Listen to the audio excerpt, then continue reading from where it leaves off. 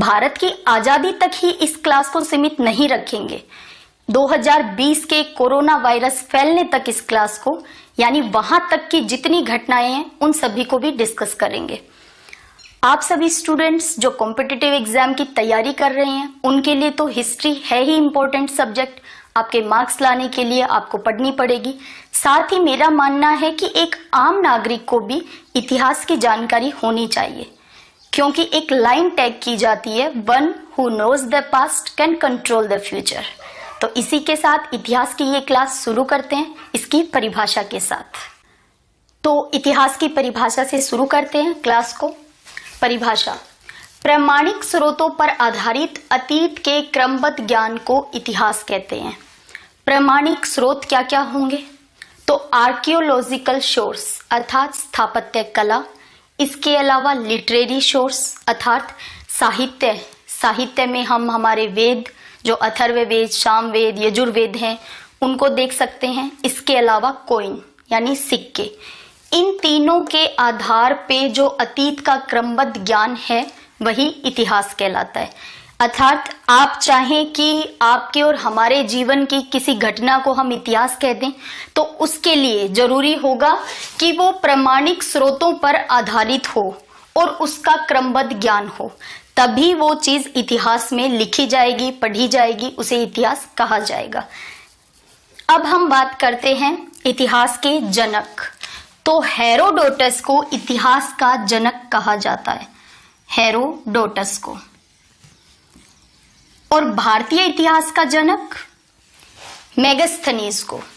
मेगास्थनीज वो राजदूत हैं जो यहाँ पे चंद्रगुप्त मौर्य के समय में आए थे और उन्होंने भारत का वर्णन अपनी पुस्तक इंडिका में किया था। इसीलिए भारतीय इतिहास का जनक मेगास्थनीज को कहा जाता है। मेगास्थनीज, इनकी पुस्तक का नाम आपको याद होना चाहिए, इंडिका, जिसमें भारत का वर्णन है। ठीक है। अब लिपि के आधार पे इतिहास को 3 भागों में बांटा गया है। पहला प्रागैतिहास, दूसरा आद्य इतिहास, तीसरा इतिहास। प्रागैतिहास काल के हमारे पास इन तीनों में से कोई भी सोर्स उपलब्ध नहीं है। अर्थात मानव का वो इवोल्यूशनरी फेज था जिसमें मानव जंगलों में रहता था। इन तीनों सोर्सेज में से उसने कुछ भी हमारे लिए नहीं रखा, नहीं छोड़ा पीछे अपने, कि हम उसे इतिहास में पढ़ सकें। अर्थात इस काल का कोई भी सोर्स इन तीनों में से उपलब्ध हमारे पास नहीं है। दूसरा आद्य इतिहास।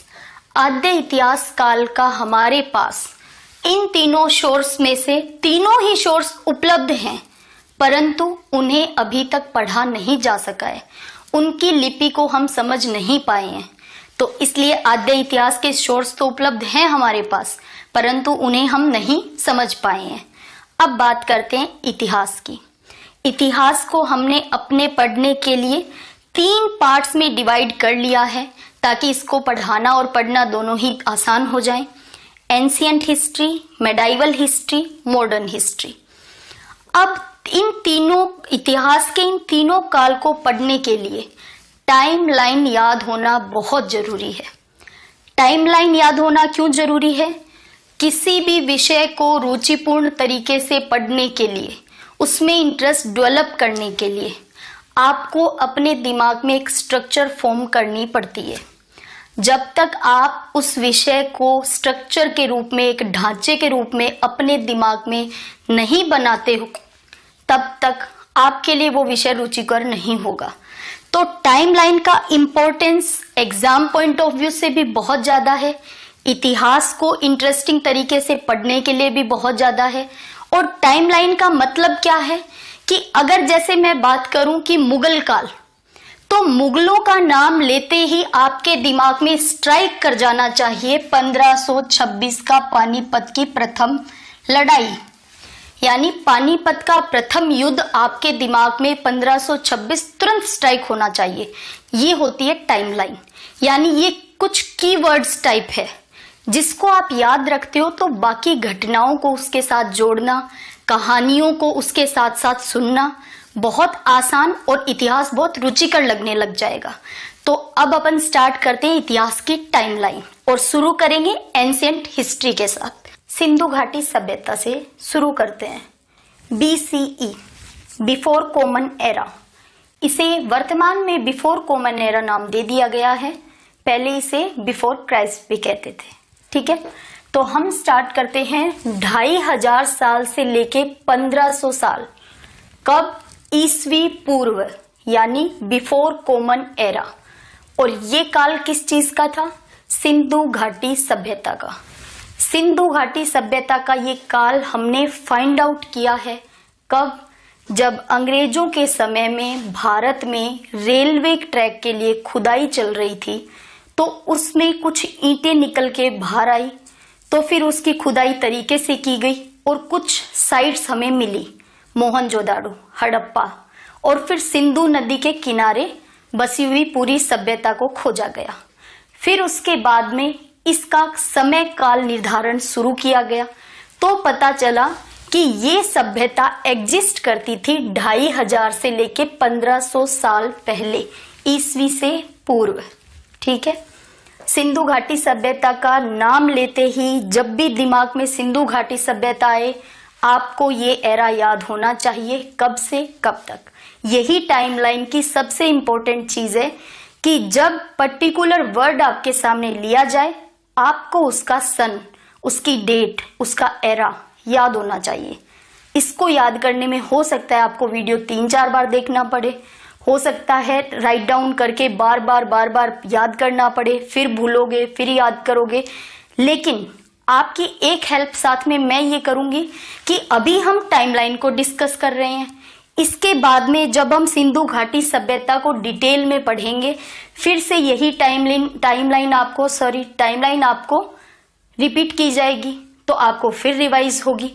आपको इसके डिस्कशन में, इसकी स्टोरी बताते समय, इस काल की घटनाएं बताते समय फिर से ये सारी चीजें डिस्कस होंगी, तो वो टाइमलाइन बार बार उस समय, उस काल का विवरण आपको दिया जाएगा, तो वो याद रह जाएगा। इस चीज को ज्यादा तनाव में मत लेना कि इतने सारी सन मैं याद कैसे करूंगा।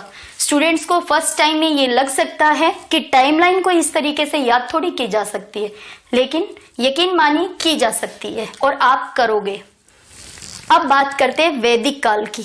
यहाँ पे आप देखते हो वैदिक काल में आप अपने चारों वेद, ऋग्वेद, अथर्ववेद, सामवेद, यजुर्वेद पढ़ते हो ना।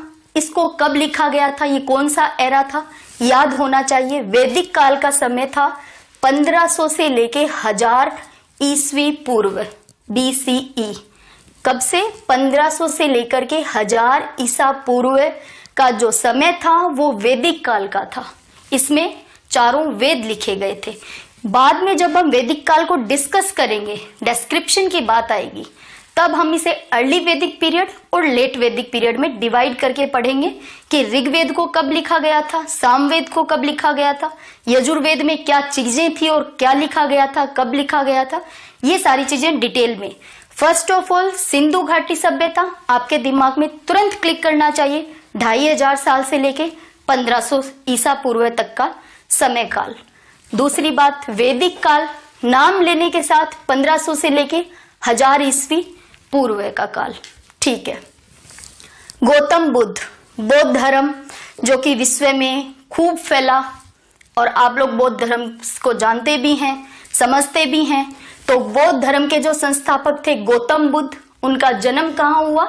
लुम्बिनी, जो कि वर्तमान समय में नेपाल में है। ठीक है, गौतम बुद्ध का जो समय है 563 ईसा पूर्व में इनका जन्म हुआ था, 483 ईसा पूर्व में इनका निर्वाण हुआ था। ये याद होना चाहिए। बौद्ध धर्म अपने आप में पढ़ने लायक इतना बड़ा धर्म है, इतनी अच्छी चीजें उससे आप सीखते हो। तो उस धर्म के संस्थापक और उसका जो काल था, उसका जो समय था, जो एरा था, वो आपको याद होना चाहिए। 563 ईसा पूर्व से लेकर के 483 ईसा पूर्व तक का समय। अब बात करते हैं महावीर जैन। इस मुद्दे पे मैं आपको ये बता दूं कि बहुत जगह जैन धर्म को लेकर के और इसके टाइम पीरियड को लेकर के अलग अलग सन दिए गए हैं। आपको यही याद रखना है, महावीर जैन का जो समय था वो था 540 ईसा पूर्व से 468 ईसा पूर्व तक का समय। अब देखिए, ये जो 4 शुरुआत के कालक्रम आपने याद किए ना, सिंधु घाटी सभ्यता, वैदिक काल, गौतम बुद्ध, महावीर जैन। अच्छी बात यह है कि अभी तक आप सभी स्टूडेंट्स ने इनका कालक्रम ना याद हो, लेकिन इनके नाम याद थे। सिंधु घाटी सभ्यता हर स्टूडेंट जानता है, वैदिक काल हर स्टूडेंट जानता है, इसी तरीके से गौतम बुद्ध और महावीर जैन। आप सभी स्टूडेंट इन नामों से परिचित हो। तो अच्छी बात यह है कि नाम आप परिचित हो, आपको सिर्फ डेट और सन याद रखनी है कि इनका समय काल कौन सा था। तो एक प्रॉब्लम तो आपकी सॉल्व हो ही गई है। ठीक है, दूसरा, ये जो टाइम पीरियड है ये उसी तरीके से भारतीय इतिहास का यू टर्न है। जिस तरीके से आप 10th के बाद में 11th क्लास में सब्जेक्ट चूज करने के नाम पे आपकी लाइफ में यू टर्न आता है कि आप ये लेंगे तो ये बनेंगे, आप ये सब्जेक्ट पढ़ेंगे तो आगे जाके ये बनेंगे। तो इसी तरीके से नंद वंश डिसाइडिंग फैक्टर का काम करेगा। कैसे?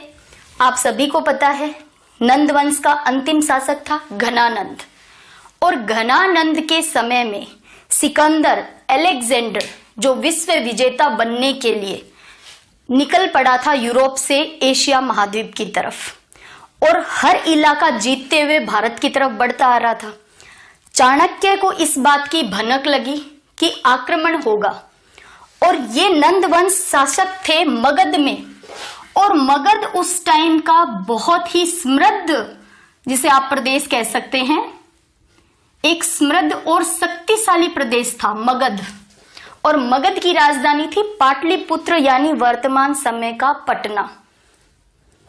अब आपके लिए एक होमवर्क रहेगा साथ साथ में कि इन एरियाज की जो हम बात कर रहे हैं ना कि मगध, पाटलिपुत्र, अब आपका दायित्व ये बनता है कि इतिहास पढ़ना है, उसमें इंटरेस्ट डेवलप करना है, चीजें याद होनी चाहिए, बहुत रुचिपूर्ण तरीके से मुझे हमेशा के लिए इतिहास ध्यान रहे।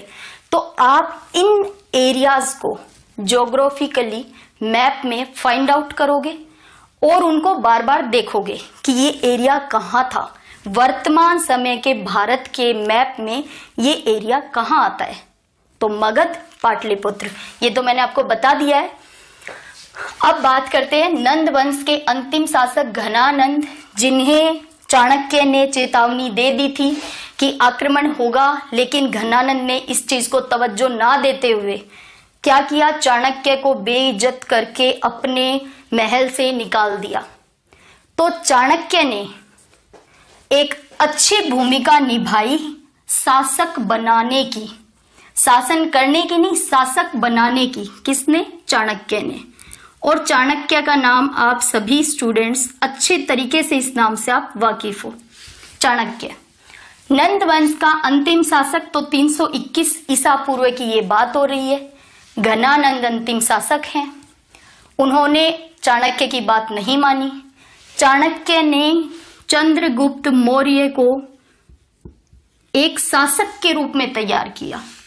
चंद्रगुप्त मौर्य, और चंद्रगुप्त मौर्य ने शासन कब से कब तक किया? 322 ईस्वी में मौर्य वंश की स्थापना हो जाती है। संस्थापक चंद्रगुप्त मौर्य हैं, पहले सम्राट बनेंगे, पहले शासक बनेंगे मगध के, मौर्य वंश के पहले शासक। और बनाने वाला कौन है? चाणक्य। अब देखिए चंद्रगुप्त मौर्य का शासन, चंद्रगुप्त मौर्य को मौर्य वंश डिटेल में पढ़ते समय हम मौर्य वंश के सभी शासकों को अच्छे तरीके से पढ़ेंगे। आप ये ध्यान रखिए, चंद्रगुप्त मौर्य ने जैन धर्म को अपनाया था। उसके बाद चंद्रगुप्त मौर्य के पुत्र बिंदुसार शासक बने और उन्होंने आजीवक संप्रदाय को अपनाया था। कभी डिटेल में आजीवक संप्रदाय के बारे में जरूर डिस्कशन करेंगे, क्योंकि ये वो संप्रदाय है जो मुझे पर्सनली सबसे ज्यादा अट्रैक्ट करता है, आजीवक संप्रदाय। अब बात करते हैं Ashoka. The great Ashoka. The great Ashoka को डिटेल में डेफिनेटली डिस्कस करेंगे। यहाँ पे मौर्य वंश के कुछ महत्वपूर्ण शासकों की बात इसलिए की जा रही है ताकि टाइमलाइन के अकॉर्डिंग आपको ये याद रह सके कि मौर्य वंश का शासन जो था वो था 322 से लेके 185 ईसा पूर्व तक। अब देखिए बृहद्रथ, मौर्य वंश के अंतिम शासक बृहद्रथ, जिनकी पुष्यमित्र सूंग ने हत्या करके सूंग वंश की स्थापना कर दी थी भारत में। किसने? पुष्यमित्र सूंग ने। और भारत में स्थापना हो जाएगी किसकी? और यहाँ पे भारत का मतलब आप ये भी देखेंगे कि मौर्य शासकों ने भारत के कितने हिस्से पर, उत्तर से लेके दक्षिण और पूर्व से लेके पश्चिम तक कितने हिस्से पे शासन किया था, उस समय में भारत का कितना एरिया उनके पास था, ये आपका होमवर्क है। पुष्यमित्र सूंग ने। हमने बात कर ली है 185 ईसा पूर्व तक हम लोग आ चुके हैं और इसमें मैंने आपको इम्पोर्टेंट 6 लोगों के बारे में, 6 वंशों के बारे में, 6 टाइमलाइन याद करवाने की कोशिश की है। आप डेफिनेटली इसे बार बार रिवाइज करके याद जरूर करेंगे। अब बात करते हैं 90 ईसा पूर्व की। भारत पे शकों का आक्रमण होता है।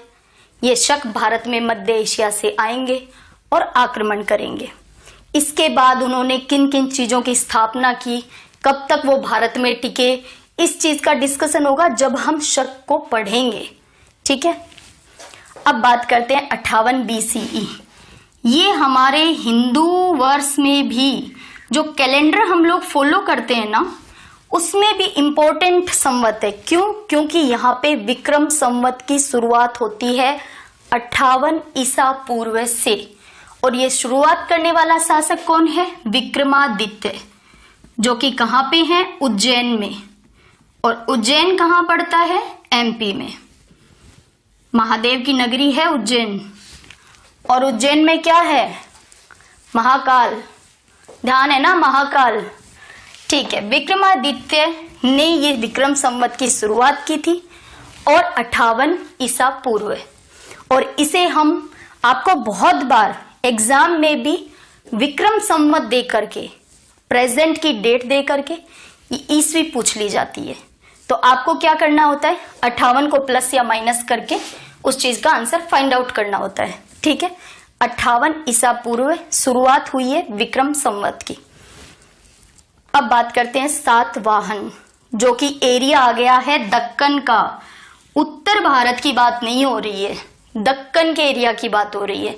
और आप लोग ये खुद से सर्च करेंगे कि दक्कन का एरिया कौन सा, क्योंकि बार बार दक्कन के एरिया की बात आएगी जब तक हम मुगलों को भी पढ़ते रहेंगे तब तक, क्योंकि ये वो एरिया था जो हमेशा ही किसी एक शासक के अंडर में लगातार नहीं रहा। अलग अलग शासक आते रहे, इस पे अपना कब्जा जमाते रहे और ये सबसे ज्यादा कहते हैं ना डिस्टरबेंस वाला एरिया रहा है। कौन सा? दक्कन का। आप खुद से फाइंड आउट करोगे दक्कन कहाँ पे है। सातवाहनों का साम्राज्य स्थापित होता है कब से कब तक? 50 ईसा पूर्व। इसे ध्यान रखना, हम आगे ईस्वी में आ चुके हैं इस जगह पे। 50 ईसा पूर्व से लेके 250 ईस्वी तक की बात हो रही है। यहां तक दक्कन के एरिया में सातवाहनों का शासन था। अब एक इंपॉर्टेंट एरिया जो आपको दक्षिण भारत का नाम लेते के साथ आपको पता होना चाहिए, संगम काल। ये दक्षिण भारत के लिए बहुत स्वर्णिम काल था। इसमें वहां का बहुत सारा इतिहास, बहुत लेखन, साहित्य, बहुत चीजें घटित हुई थी, बहुत कुछ लिखा गया था। बहुत इंपॉर्टेंट, इतिहास के दृष्टिकोण से भी बहुत इंपॉर्टेंट एरा है ये वाला संगम काल। कहां पे है? दक्षिण भारत, उत्तर भारत में नहीं, दक्षिण भारत, दक्षिण भारत में संगम काल कब से कब तक है? 100 से लेके 300 ईस्वी तक का काल, ये है संगम काल। अब बात करते हैं गुप्त वंश। और आपको पता है कि एंशिएंट हिस्ट्री में और एनसीईआरटी में जब आप पढ़ोगे एंशिएंट हिस्ट्री को, उसमें भी क्वेश्चन के रूप में भी दे रखा है और डिटेल में भी दे रखा है कि भारत का उस समय का स्वर्णिम काल किसके शासन में था, तो गुप्तों के शासन काल में था। गुप्त वंश जो था जिसने शासन किया वो भारत के लिए एक स्वर्णिम काल था। गुप्त वंश तो एक भारत के लिए स्वर्णिम काल, उसका एरा तो आपको पता होना ही चाहिए। तो कब से कब तक है? 320 से लेके 414 ईस्वी तक। गुप्त वंश कब से कब तक है? 320 ईस्वी से 414 ईस्वी तक। ये टाइमलाइन एक बार में याद नहीं होगी, ये मत समझना मैं इंटरमिक्स कर रहा हूं, मुझे याद नहीं हो रही। एक बार में नहीं, 2-3 बार बहुत धैर्य के साथ और बहुत खुशी के साथ, इंटरनल खुशी होनी चाहिए कि मैं कुछ सीख पा रहा हूं, मैं कुछ समझ पा रहा हूं, मेरी समझ विकसित हो रही है। एटलीस्ट मेरे दिमाग में ये फ्रेम तो बन पा रहा है कि मुझे जो इतिहास पढ़ना है उसका ढांचा क्या है। अब जब भी कभी बात होगी महावीर जैन, आपके तुरंत स्ट्राइक करेगा, अच्छा ये बात तो हो रही है 540 से लेके 468 ईसा पूर्व की। तो उस टाइम में अगर कोई और भी घटना आपके सामने आएगी तो आप तुरंत रिलेट कर पाएंगे उस घटना को कि अच्छा ईसा पूर्व जब महावीर जैन थे उनके समानांतर काल में ही ये घटना भी घटित हो रही थी। तो चीजों को जब तक रिलेट करना नहीं आएगा विषय रुचिपूर्ण नहीं होगा। ठीक है, अब हमने बात कर ली है गुप्त वंश तक।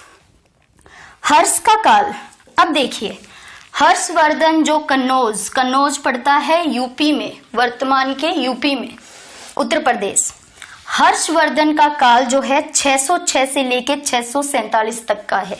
और याद रखना इसी काल में एक चीनी यात्री हेनसांग, आप याद करते हो ना, हेनसांग और फाइयान कब कब आए थे?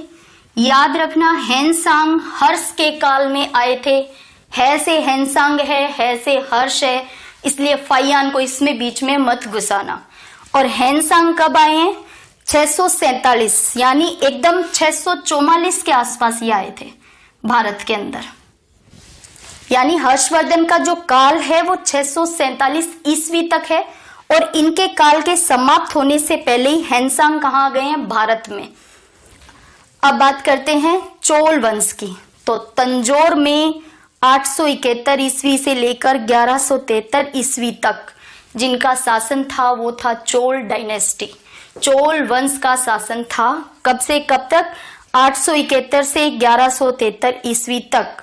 एक चीज और, सिर्फ एंशिएंट हिस्ट्री में बोर हो सकते हो, लग सकता है कि चीजें समझ से बाहर हो रही हैं, सन याद नहीं हो रहे। मेडाइवल और जैसे जैसे मॉडर्न आएगा चीजें ऑटोमेटिक स्मूथ होती जाएंगी, ऑटोमेटिक स्मूथ। तो हार्ड वर्क सिर्फ कहां पे करना है? इस पहले वीडियो पे। और स्टूडेंट लाइफ में हो तो विवेकानंद को अगर नहीं पढ़ा है तो पढ़ लो, क्योंकि विवेकानंद ने कहा था कि अगर कोई कार्य कठिनाई से हो रहा है और आपको उसे करने में तनाव महसूस हो रहा है, इसका मतलब आप एक सही रास्ते पे जा रहे हो सकता है मैंने एग्जैक्ट शब्द ना बोले हो, लेकिन विवेकानंद के भाव को आप समझिए कि उन्होंने क्या कहना चाहा था। अगर इनको याद करने में दिक्कत आ रही है इसका मतलब ये चीजें इंपॉर्टेंट हैं आपके लिए। मैं ये नहीं कह रही हूं कि एग्जाम में सीधा ये पूछा जाएगा कि नंद वंश कब से कब तक था, नहीं। एग्जाम के क्वेश्चन को डील करने के लिए आपको पता होना चाहिए कि नंद वंश कब से कब तक था। हम लोगों ने देख लिया है चोल डायनेस्टी तक जो तंजौर में है और 871 से 1173 ईस्वी तक है। और अब बात करते हैं खजुराहो के मंदिर। सबको पता है एमपी में, मध्य प्रदेश में क्या है? खजुराहो के मंदिर। और चंदेल शासकों ने इसका निर्माण शुरू करवाया था और ये इतने खूबसूरत बने हुए हैं, इनमें इतनी आर्ट, इतना आर्किटेक्चर, इतनी कला इतनी शानदार है कि देखिए इनको बनने में भी कितना समय लग रहा है। 916 से लेके 1203 ईस्वी तक खजुराहो के मंदिरों का निर्माण हुआ मध्य प्रदेश में। साथ में मतलब मैंने सिर्फ आपको डायनेस्टी की ही टाइमलाइन नहीं, कुछ बहुत इंपॉर्टेंट घटनाएं भी घटित हुई हैं तो भी आपको बताया है। जैसे विक्रम संवत पता होना चाहिए, 58 ईसा पूर्व। पता होना चाहिए आपको कि खजुराहो के मंदिरों का निर्माण कब हुआ था। हालांकि जब मध्य प्रदेश को डिस्कस करेंगे, चंदेल शासकों को डिस्कस करेंगे, डेफिनेटली हम खजुराहो के मंदिरों को डिस्कस करेंगे, लेकिन आपको टाइमलाइन पहले से पता होनी चाहिए। तो उस टाइम जब डिस्कशन होगा आपको और ज्यादा इंटरेस्ट आएगा। और मैंने कहा ना, पहली क्लास आपको लग सकती है बोरिंग है, उबाऊ है, याद नहीं हो रहा, बहुत डिफिकल्ट लग रहा है, लेकिन जैसे जैसे स्टेप बाय स्टेप आगे बढ़ेंगे चीजें इजी होती जाएंगी। अब देखिए, हम लोगों ने आक्रमण करवा दिया है भारत पे महमूद गजनी का। कब से कब तक? 1000 से लेके 1027 ईस्वी तक महमूद गजनी के आक्रमण काफी बार हुए हैं भारत पे, आपको भी पता है, ठीक है। 27 सालों तक उन्होंने आक्रमण करते रहे हैं भारत पे सिर्फ लूट के लिए। तो 1000 से लेके 1027 तक महमूद गजनी के आक्रमण भारत पे हुए। अब हम पढ़ेंगे नेक्स्ट टाइमलाइन जो हमारी स्टार्ट होने जा रही है 1191 तराइन का युद्ध। क्योंकि पृथ्वीराज चौहान, बच्चे से लेकर बड़ा तक पृथ्वीराज चौहान को हर कोई जानता है ना, रुचि कर रहा है पृथ्वीराज चौहान, उनकी लव स्टोरी बहुत रुचि कर रही है, ठीक है। कैसे दिल्ली में उनका ननिहाल था, कैसे संयोगिता थी, उन चीजों को आज डिस्कस नहीं करेंगे। हमारा टारगेट है टाइमलाइन को डिस्कस करना। तो हम आगे 1191 पे आते हैं। तो 1191 तराइन, प्रथम तराइन का युद्ध आप लोगों को पता है, मोहम्मद गोरी और पृथ्वीराज चौहान। पृथ्वीराज चौहान और मोहम्मद गोरी के बीच पहला युद्ध तराइन का हुआ। ये तराइन इसीलिए नाम दिया गया क्योंकि तराइन नामक जगह पे ये हुआ था। अब ढूंढना तराइन कहाँ है। तो 1191 में मोहम्मद गोरी तराइन फर्स्ट में डिफीट कर देता है पृथ्वीराज चौहान मोहम्मद गोरी को, और मोहम्मद गोरी वापस आकर के 1192 में फिर से युद्ध करता है और इस बार डिफीट मिलती है पृथ्वीराज चौहान को। इतिहासकार कहते भी हैं कि पृथ्वीराज चौहान ने तराइन प्रथम में उसका पीछा करके मोहम्मद गोरी को डिफीट नहीं किया या मार नहीं दिया, इसीलिए तराइन का दूसरा युद्ध हुआ और हमारे यहाँ उसके बाद में इतिहास में सल्तनत काल शुरू होगा, है ना। तो अगर तराइन प्रथम में ही पृथ्वीराज चौहान मोहम्मद गोरी की हत्या कर देता, युद्ध में हरा देता, तो हो सकता था कि भारत के इतिहास का सिनेरियो आज कुछ और पढ़ रहे होते हम। लेकिन जो भी है, 1191 में आपको याद रखना है तराइन प्रथम, 1192 में तराइन सेकंड। अब बात करते हैं सल्तनत काल की, क्योंकि भारत में अब कुतुबुद्दीन ऐबक ने 1206 में दिल्ली की सल्तनत को संभाल लिया। मोहम्मद गोरी के बारे में जब डिटेल में पढ़ेंगे तो मैं आपको बताऊंगी कि किस तरीके से मोहम्मद गोरी की पंजाब सूबे में हत्या हो जाती है। तराइन सेकंड युद्ध जीतने के बाद जब वो वापस लौट रहा था तो पंजाब सूबे के पास उसकी हत्या हो जाती है, और उन्हीं का गुलाम कुतुबुद्दीन ऐबक 1206 में आकर के दिल्ली की सल्तनत को संभालते हैं। और क्योंकि उन्होंने खुद को गुलाम बताया था, कभी शासक का दर्जा नहीं लिया था, इसीलिए इस काल को सल्तनत काल, गुलाम वंश हम कहते हैं। और इसकी स्थापना कब से है? तो टाइमलाइन जो हम याद कर रहे हैं, जिस पर्पज से याद कर रहे हैं, तो आपको 1206 सल्तनत काल, गुलाम वंश की स्थापना, ये लाइन याद होनी चाहिए। 1206 सल्तनत काल की शुरुआत। सबसे पहले कौन राज शासक है यहाँ पे? कुतुबुद्दीन ऐबक। उसके बाद कौन है? इल्तुतमिश। और कुतुबुद्दीन ऐबक याद करने में दिक्कत नहीं होगी क्योंकि कुतुब मीनार जो दिल्ली में है उसका निर्माण कार्य कुतुबुद्दीन ऐबक ने ही शुरू करवाया था।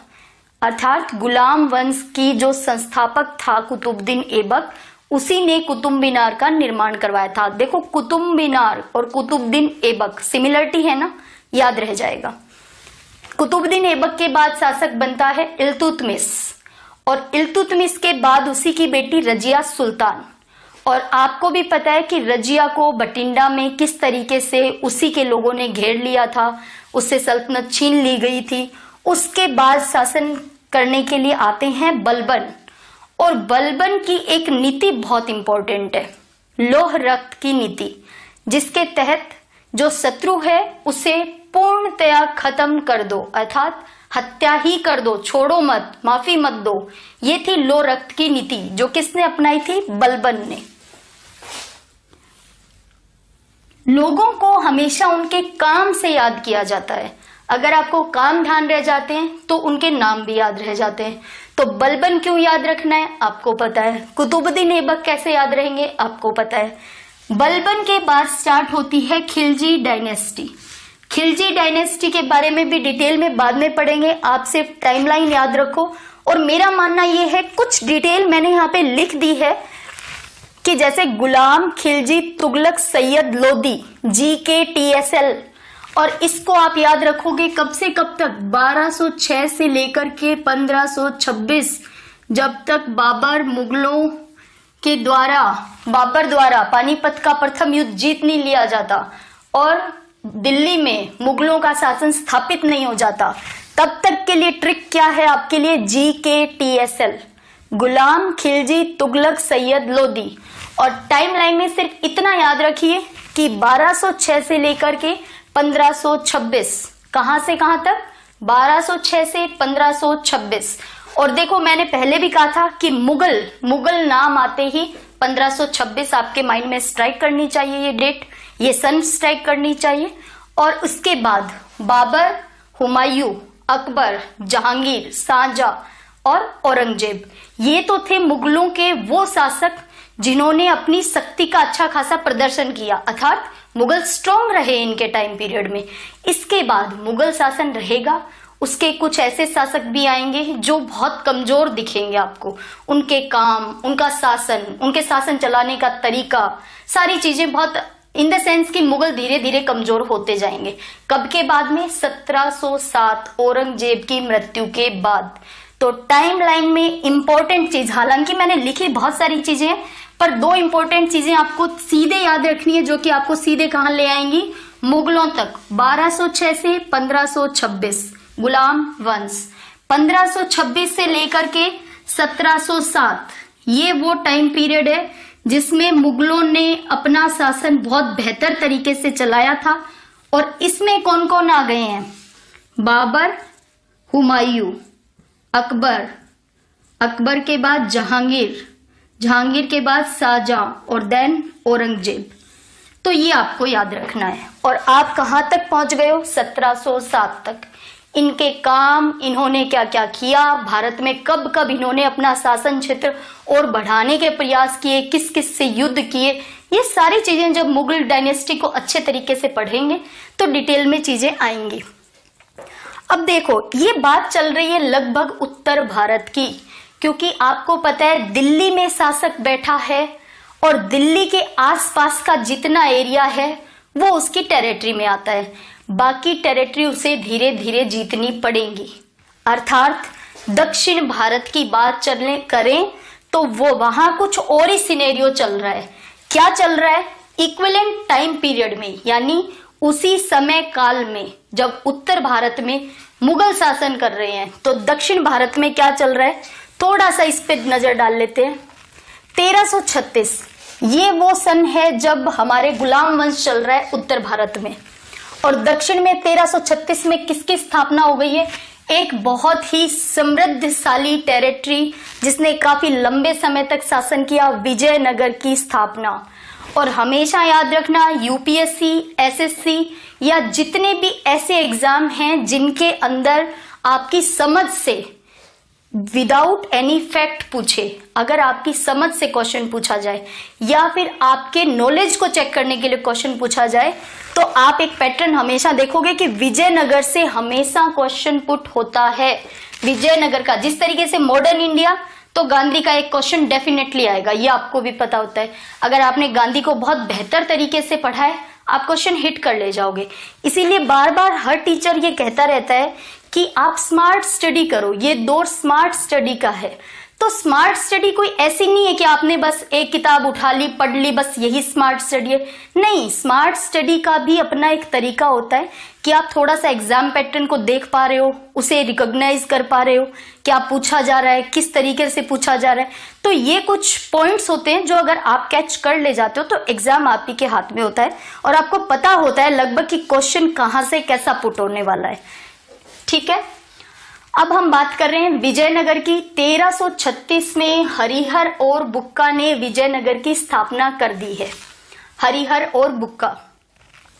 अब देखिए, विजयनगर में एक शासक कृष्ण देव राय प्रथम, जिन्होंने विजयनगर के साम्राज्य में एक चार चांद लगा दिए। इन द सेंस वो शक्तिशाली था, वो समृद्ध था, उसे और भी समृद्ध और शक्तिशाली बना दिया। कृष्ण देव राय, इन्हें भी हम डिटेल में कब पढ़ेंगे, जब हम विजयनगर को पढ़ रहे होंगे दक्षिण भारत में। अब बात करते हैं कि हमें पता है कब से कब तक मुगल शासन चला, 1526 से 1707। लेकिन क्या इस बीच में भारत में कुछ और घटनाएं नहीं घटित होंगी? सिर्फ मुगलों का शासन शांति से चलता रहेगा? ऐसा तो हो ही नहीं सकता। इतिहास हम पढ़ते हैं तो हमें पता चलता है कि एक घटना के समानांतर दूसरी घटना भी हो रही है। उन्हीं घटनाओं में जब वर्ल्ड हिस्ट्री को हम पढ़ेंगे, आपको पता चलेगा कि 1200 ईस्वी के आसपास ओटोमन साम्राज्य ने ये जो टर्की से होते हुए जो रास्ता, एशिया और यूरोप को जोड़ने वाला जो रास्ता था, इस पे उन्होंने कब्जा कर लिया। अर्थात जो सिल्क रूट हम पढ़ते हैं, जो व्यापार हम देखते हैं, जो प्राचीन भारत से यानी सिंधु घाटी सभ्यता से जो हमें व्यापार के प्रमाण मिलते हैं, और कहां तक, 1200 ईस्वी तक वो व्यापार कंटिन्यू भारत से चल रहा था। यूरोप का एशिया से व्यापार कंटिन्यू चल रहा था और भारत का भी बाकी यूरोप से व्यापार चल रहा था। लेकिन इस बीच में ओटोमन साम्राज्य ने, क्योंकि वो व्यापारिक मार्ग अवरुद्ध कर दिए, तो कहीं ना कहीं यूरोप के लोगों को व्यापार में बाधा आने लगी और उन्होंने इसीलिए जलीय मार्गों की खोज शुरू की। और इसी एक खोज का परिणाम ये हुआ कि 1498 में जलीय मार्ग को खोजते खोजते वास्को डी गामा कालीकट बंदरगाह भारत तक पहुंच गए। अब बहुत सारी बुक्स में क्या लिखा रहता है, वास्को डी गामा ने भारत को खोज लिया। अरे भाई, भारत कोई खोया हुआ थोड़ी था कि उसे कोई खोज निकाला, या कहीं दबा हुआ थोड़ी था सिंधु घाटी सभ्यता के नगरों की तरह कि उसे खोद के निकाल डाला। लाइन ये होनी चाहिए ना कि वास्को डी गामा ने भारत आने का जलीय मार्ग खोज लिया था। लेकिन जनरली हर किसी को आप देखते होंगे, भारत को वास्को डी गामा ने खोजा। कब खोजा? 1498 में खोजा। अरे भाई, थोड़ा तो खुद को करेक्ट कीजिए। ठीक है, 1498 में वास्को डी गामा भारत आ जाते हैं, उन्हें जलीय मार्ग का पता चल जाता है। अब जब यूरोप का इंटेंशन ही ये था कि हमें व्यापार करना है और उसी के लिए वो खोज चल रही थी उनकी खोज कि जलीय मार्ग खोज लिए जाएं, तो ये तो ऑब्वियस सी बात है आपके समझने के लिए कि अब भारत में यूरोप की कंपनियां व्यापार के लिए आएंगी, क्योंकि उन्होंने एक बहुत महत्वपूर्ण जलीय मार्ग खोज लिया है। अब देखिए, 1498 में वास्को डी गामा आते हैं और आपको ये जान के आश्चर्य होगा कि 1503 मात्र 5 साल बाद यूरोप की एक कंपनी भारत में व्यापार करने के लिए आ जाती है। सोचिए वो कितने हार्ड एंड फास्ट हैं। आज के जमाने में भी हमें अपनी कुछ प्लानिंग करनी पड़ती है व्यापार करने के लिए, कुछ नया सेटअप लगाने के लिए। सोचो, वो तो इतने कहते हैं ना 7 समुंदर पार से आ रहे थे और 5 ईयर्स तो वो आ गए हैं व्यापार करने के लिए। और जब हम मुगलों को पढ़ेंगे तो आप पाओगे कि कब कब सर टॉमस रो सबसे पहले कैसे आए थे कि हमें ईस्ट इंडिया कंपनी के लिए कुछ आजादी चाहिए कि वो कंपनी यहाँ आके व्यापार कर ले। यानी समकालीन उसी समय में क्या चल रहा है, मुगल हमारे यहाँ शासन कर रहे हैं, यूरोप की कंपनियां ये कोशिश कर रही हैं कि हम उन्हें इजी वे में व्यापार करने दें। यानी जिस तरीके से आज से पहले, मोदी गवर्नमेंट आने से पहले भारत में तब भी ट्रेड होता था, लेकिन ईज नहीं थी उसमें। और अभी की गवर्नमेंट ने क्या किया है कि कमर्शियल के लिए, कमर्शियल यानी व्यापार करने के लिए, ट्रेड करने के लिए ईज कर दी है चीजों को, है ना। यानी बहुत सारे नियम कानूनों में सहूलियत दे दी है, कम कर दी है, वन विंडो लागू कर दिया है। ठीक है, तो उसी तरीके से वो लोग भी चाहते थे कि भाई हम व्यापार करने आ रहे हैं तो आप लोग हमें थोड़ी सी तो सिक्योरिटी प्रोवाइड करवा दो कि कोई हमें लूटे ना यहाँ पे, क्योंकि ये है तो आखिर एक अननोन देश हमारे लिए। तो व्यापारिक लोगों को और क्या चाहिए, व्यापारिक कंपनी स्थापित करनी है उन्हें यहाँ के शासक द्वारा कुछ मदद चाहिए थी। इसीलिए वो बार बार आप पढ़ोगे इतिहास में कि जहांगीर के भी दरबार में पहुंचे, अकबर के भी दरबार में कौन कौन पहुंचे थे। इसके अलावा अब देखिए 1503 में यहाँ पे साउथ में पहली जो थी वो कोच्चि में इन्होंने स्थापित की थी आकर के। कोच्चि में 1503 में एक कोठी स्थापित हो चुकी है व्यापार करने के लिए। ठीक है, इसके बारे में भी डिटेल में बाद में पढ़ेंगे। आपको याद रखना है कि 1498 में वास्को डिगामा भारत आए थे। 1556 बात करते हैं पानीपत की द्वितीय लड़ाई जो अकबर ने लड़ी है, क्योंकि मैंने बता चुकी हूं कि 1526 की लड़ाई के बाद ही तो बाबर का यहाँ पे शासन स्थापित हुआ था भारत में 1526। और स्टोरी ये है कि 1526 से 1530 4 साल के शासन के बाद बाबर की हो जाती है मृत्यु, और हुमायूं उस शासन को उस बेहतर तरीके से नहीं संभाल पाते। बाबर जो टेरिटरी छोड़ के गए थे हुमायूं उसे कैरी ऑन नहीं कर पाए, और हुमायूं को यहाँ से भागना भी पड़ता है। वो शरण भी लेते हैं, वो अफगानिस्तान की तरफ लौट जाते हैं। उसके बाद ये टेरिटरी वापस स्थापित करने में सफल होते हैं अकबर कैसे सफल होते हैं? 1556 में पानीपत की दूसरी लड़ाई के द्वारा। 1556 में पानीपत सेकेंड वॉर होता है और अकबर वापस अपनी टेरिटरी स्थापित कर लेते हैं, दिल्ली का शासन संभाल लेते हैं। और 1556 से 1707 तक अकबर, जहांगीर, शाहजहां और औरंगजेब ने शासन किया। ठीक है, अब बात आ गई है 1707 तक के मुगलों के बहुत अच्छे तरीके से शासन संभालने की, और धीरे धीरे मैंने कहा मुगल कमजोर होते गए। 1707 के बाद 1739 में नादिर शाह का भारत पे आक्रमण होता है, और आपको पता है कि ईस्ट इंडिया कंपनी जो 1600 ईस्वी में भारत आई थी, और इसको बहुत सारे लोग 1599 भी बहुत जगह लिखा हुआ मिल जाएगा आपको, लेकिन 1600 में जो British east India company Bharat में व्यापार करने के लिए आई थी, आप समझ सकते हैं 1739 तक उन्होंने अपने काफी पैर यहाँ जमा लिए थे भारत में, लेकिन पॉलिटिकली राजनीतिक रूप से अंग्रेज अभी तक भारत में अपने कदम नहीं जमा पाए थे। अब देखिए 1739 नादिर शाह का भारत पे आक्रमण होता है। पैरेलल में व्यापारिक कंपनियां अपना व्यापार कर रही हैं, उन्हें नहीं पता कि मुगल कमजोर हो चुके हैं क्या। अब इस युद्ध ने, ये एक निर्णायक युद्ध इसलिए था कि इस युद्ध ने अंग्रेजों को बतला दिया कि मुगल शासन कमजोर हो चुका है। किसने बतलाया? नादिर शाह के भारत पे आक्रमण ने, क्योंकि मुगलों ने इस आक्रमण को रोकने के लिए कोई प्रयास नहीं किए। अब 1739 से 1757 यहां तक अंग्रेजों ने कोई भी छेड़छाड़ क्यों नहीं की दिल्ली के शासन के साथ, या यहाँ पे राजनीतिक रूप से खुद को जमाने के लिए उन्होंने क्यों प्रयास नहीं किए? इसके पीछे एक अच्छा रीजन ये है कि कर्नाटक युद्ध होते रहे 1746 से 1763 के मध्य, और ये युद्ध का नाम कर्नाटक युद्ध है, तो आप ये मत समझना कि इसमें कोई भारतीय शासक इन्वॉल्व है, नहीं।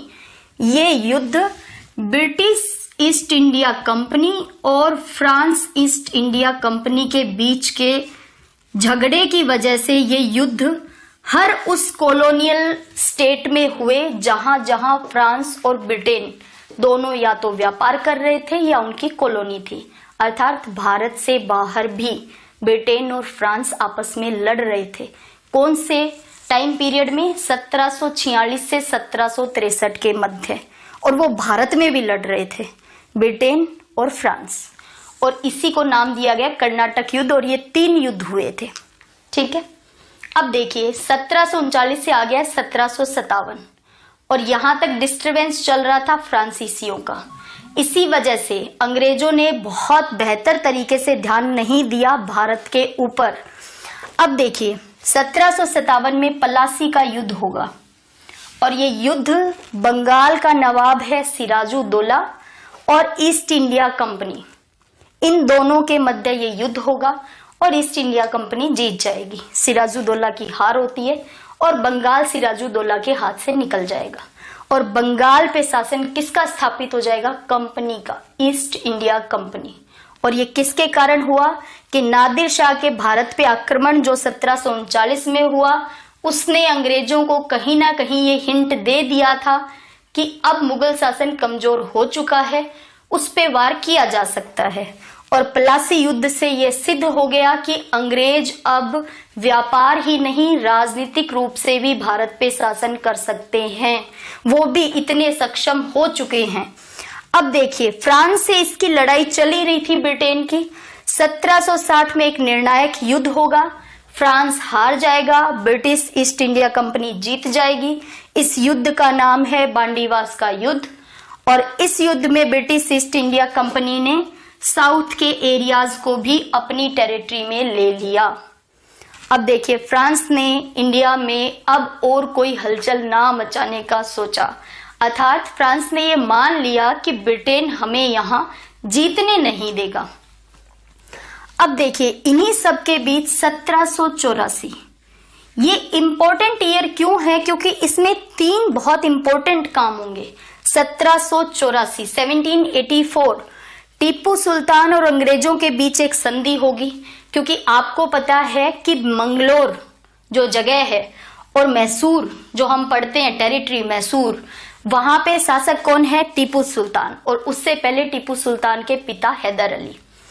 अब हैदर अली और टीपू सुल्तान, क्योंकि उनका मानना ये था कि अंग्रेज हम पे शासन क्यों करेंगे, क्योंकि वो खुद भी शासक थे और एक शासक कभी भी ये नहीं चाहेगा कि दूसरा शासक आके मुझे पे शासन करे। तो इनकी लड़ाई हमेशा से अंग्रेजों से चलती रही और टीपू सुल्तान 1784 में अंग्रेजों के बीच संधि हो जाती है। अब दूसरा महत्वपूर्ण काम क्या है? Pitt's India act. और ऐसा नहीं है कि टीपू सुल्तान ने संधि कर ली तो अब वो अंग्रेजों के सामने अपने हथियार ही डाल देंगे, नहीं। जब जब उन्हें मौका मिलेगा वो फिर से हथियार उठाएंगे, फिर से लड़ाई होंगी। आप देखोगे कि 1799 जब तक टीपू सुल्तान की मौत नहीं हो जाती, मैसूर का चौथा युद्ध, यहाँ पे जाके टीपू सुल्तान की मौत हो जाती है 1799 में, तब तक वो अंग्रेजों के साथ 4 बार लोहा ले चुके हैं। हारे या जीते ये बाद की बात है, लेकिन मैसूर युद्ध के नाम पे 4 युद्ध हुए थे भारत में और चारों में अंग्रेजों की जीत हुई थी, ऑब्वियस सी बात है। और चौथे युद्ध में टीपू सुल्तान की मृत्यु हो जाती है। अच्छा, 1784 में दूसरा महत्वपूर्ण काम पिट्स इंडिया एक्ट का आना। और तीसरा इंपॉर्टेंट काम पिट्स इंडिया एक्ट क्या है, इसमें क्या प्रावधान किए गए थे, भारत के लिए क्या प्रावधान थे, ईस्ट इंडिया कंपनी के व्यापार के लिए क्या प्रावधान थे, ये सारे डिटेल में जब हम एक्ट पढ़ेंगे टोटल तब बात करेंगे। तीसरा महत्वपूर्ण काम, सर विलियम जोन्स द्वारा एशियाटिक सोसाइटी ऑफ बंगाल की स्थापना। जब आप कोई बहुत अव्वल दर्जे का कॉम्पिटिटिव एग्जाम नहीं दे रहे, कोई सामान्य एग्जाम दे रहे हैं, रेलवे हो गया या कुछ भी और, तो उस समय क्या होता है, बहुत बार सीधे फैक्ट्स पे क्वेश्चन आ जाता है। मैं यूपीएससी और एसएससी की बात नहीं कर रही हूँ, उन्होंने अपना लेवल कुछ एक्सट्रीम लेवल पे बढ़ा रखा है प्रेजेंट में। मैं बात कर रही हूँ उसके अलावा एग्जाम्स की, तो डायरेक्ट क्वेश्चन आ जाता है कि एशियाटिक सोसाइटी ऑफ बंगाल। तो बच्चे एक्सट्रीम लेवल पे कंफ्यूज होते हैं कि बहुत सारी सोसाइटी पढ़ चुके हैं, अब क्या करें। तो सोचो, जब बंगाल का युद्ध ही ईस्ट इंडिया कंपनी ने जीता ही 1757 में है, तो सोच के देखो 1757 से पहले तो कुछ बंगाल के अंदर अंग्रेज वैसे भी नहीं कर पाएंगे। अर्थात 1784 सर विलियम जोन्स द्वारा एशियाटिक सोसाइटी ऑफ बंगाल की स्थापना। अगर आपको टाइमलाइन याद रहती है तो बहुत बार एलिमिनेट करके ऑप्शंस को आप अपना राइट ऑप्शन एग्जाम में चूज कर सकते हैं, इसलिए आपको टाइमलाइन याद होना बेहद जरूरी है। धीरे धीरे जैसे जैसे हम इस क्लास को फिनिश करने पे आएंगे ना, आपको इस टाइमलाइन की इंपॉर्टेंस एक्चुअल में पता चल जाएगी। और मैं ये उम्मीद करती हूँ कि आप इस क्लास को बार बार देख करके एटलीस्ट जितनी टाइमलाइन 50, 60, 70 जितने भी सन मैं आपको इसमें याद करवा रही हूँ, एटलीस्ट उतने आपको याद होंगे। और ये मैं फिर उम्मीद और दावा कर सकती हूँ कि उसके बाद मैं ये कह पाऊंगी कि हिस्ट्री का एक स्ट्रक्चर आपके दिमाग में फॉर्म हो चुका है। अब आप उसके अंदर अपनी क्रिएटिविटी दिखा सकते हैं, ठीक है। अब देखिए 1799 में मैसूर का चौथा युद्ध हुआ, टीपू सुल्तान की यहाँ पे मृत्यु हो जाएगी। 1803 से 1805 भारत में इतनी छोटी छोटी टेरिटरी भी बनी हुई थी दक्षिण भारत में कि जैसे जिस विजयनगर की स्थापना हमने देखी वो टूट जाएगा तो छोटी छोटी टेरिटरी बनेंगी। जो बहमनी साम्राज्य हम देखते हैं, बहुत समृद्धशाली साम्राज्य था, टूटा तो अहमदनगर, बीजापुर, गोलकुंडा, बीदर, बरार, ये सब आप समझते हैं कि छोटी छोटी टेरिटरी बन जाती हैं। अब देखिए, अंग्रेजों से युद्ध और लोहा लेने में सिर्फ टीपू सुल्तान या मैसूर की भूमिका नहीं है, मराठे भी अंग्रेजों के साथ युद्ध करते रहेंगे कंटिन्यू। अब देखिए 1803 से 1805 में सेकेंड आंग्ल मराठा युद्ध हो रहा है, अर्थात 1775 से 1782 पहला आंग्ल मराठा युद्ध हो चुका है। आप इन युद्ध को एक अलग कैटेगरी बना करके आंग्ल मराठा युद्ध, मैसूर युद्ध, कर्नाटक युद्ध कितने हुए, कब कब हुए, बार बार रिवाइज करते रहिए तो आपको याद हो जाएंगे। अब देखिए 1853 में दो इंपॉर्टेंट काम होंगे। पहला इंपॉर्टेंट काम सबको याद रहता है और दूसरा बहुत कम लोगों को ध्यान होगा। जिन्होंने बहुत डीप में बहुत सारी किताबों का अध्ययन किया होगा उन्हीं को दूसरे वाला फैक्ट पता होगा। पहला फैक्ट क्या है, बॉम्बे, उस टाइम बॉम्बे के बहुत नाम बदले गए हैं, मुंबई, बॉम्बे, बम्बई। तो बॉम्बे टू थाना रेलवे चली 1853 में।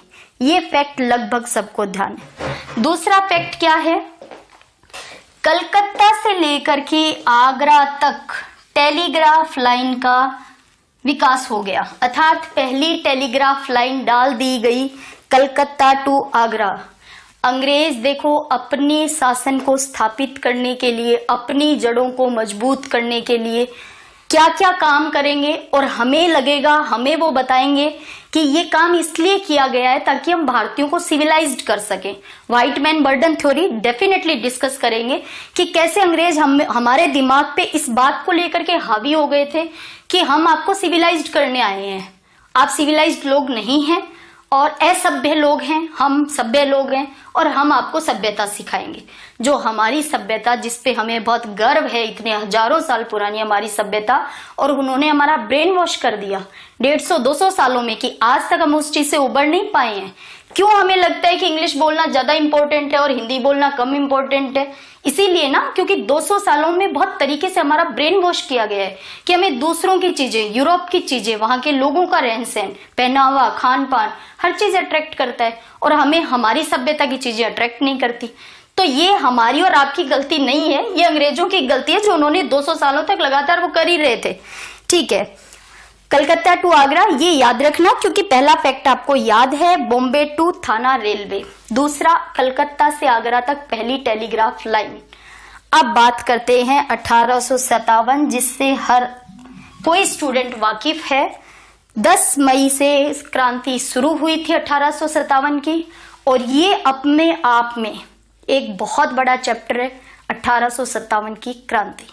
तो ये तो डेफिनेटली में हो सकता है कि एंशिएंट हिस्ट्री की बजाय कुछ टॉपिक, क्योंकि मेरा ये भी तो मकसद है ना कि आप लोग मेरे वीडियोस लगातार देखते रहें, जो मैं डालूं, जो मैं मेहनत कर रही हूं, तो ये इन सब से थोड़ा सा उबाऊपन आ सकता है। तो मैं 1 या 2 इंटरेस्टिंग वीडियो डेफिनेटली तुरंत ही डालूंगी किसी पर्टिकुलर पर्सन पे, या तो सुभाष चंद्र बोस, ताकि आप में थोड़ा जोर शोर आ जाए, भगत सिंह, कि आप में क्रांति लाने के लिए, कि हिस्ट्री में अब क्रांति ला देनी है, तो ऐसा कुछ फील करें आप लोग। इसलिए जल्दी एक छोटा वीडियो किसी पर्टिकुलर पर्सन पे बनाकर डेफिनेटली डालूंगी।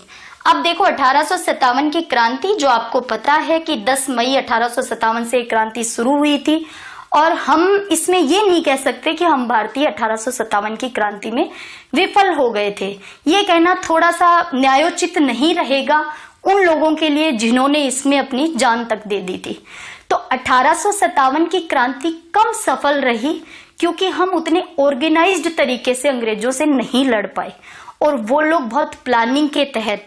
और देखिए, अंग्रेज क्लेवर भी थे और कनिंग भी थे, दोनों थे, दिमाग से भी खेलते थे और अपनी भावनाओं से भी खेलते थे। तो भारतीयों में उस समय तक कनिंगनेस, क्लेवरनेस नहीं थी, इसीलिए शायद हम लोग डिफीट फील कर ले गए। 1857 की क्रांति के असफल होने के ये कारण हैं। तो आगे की टाइमलाइन डिस्कस करते हैं।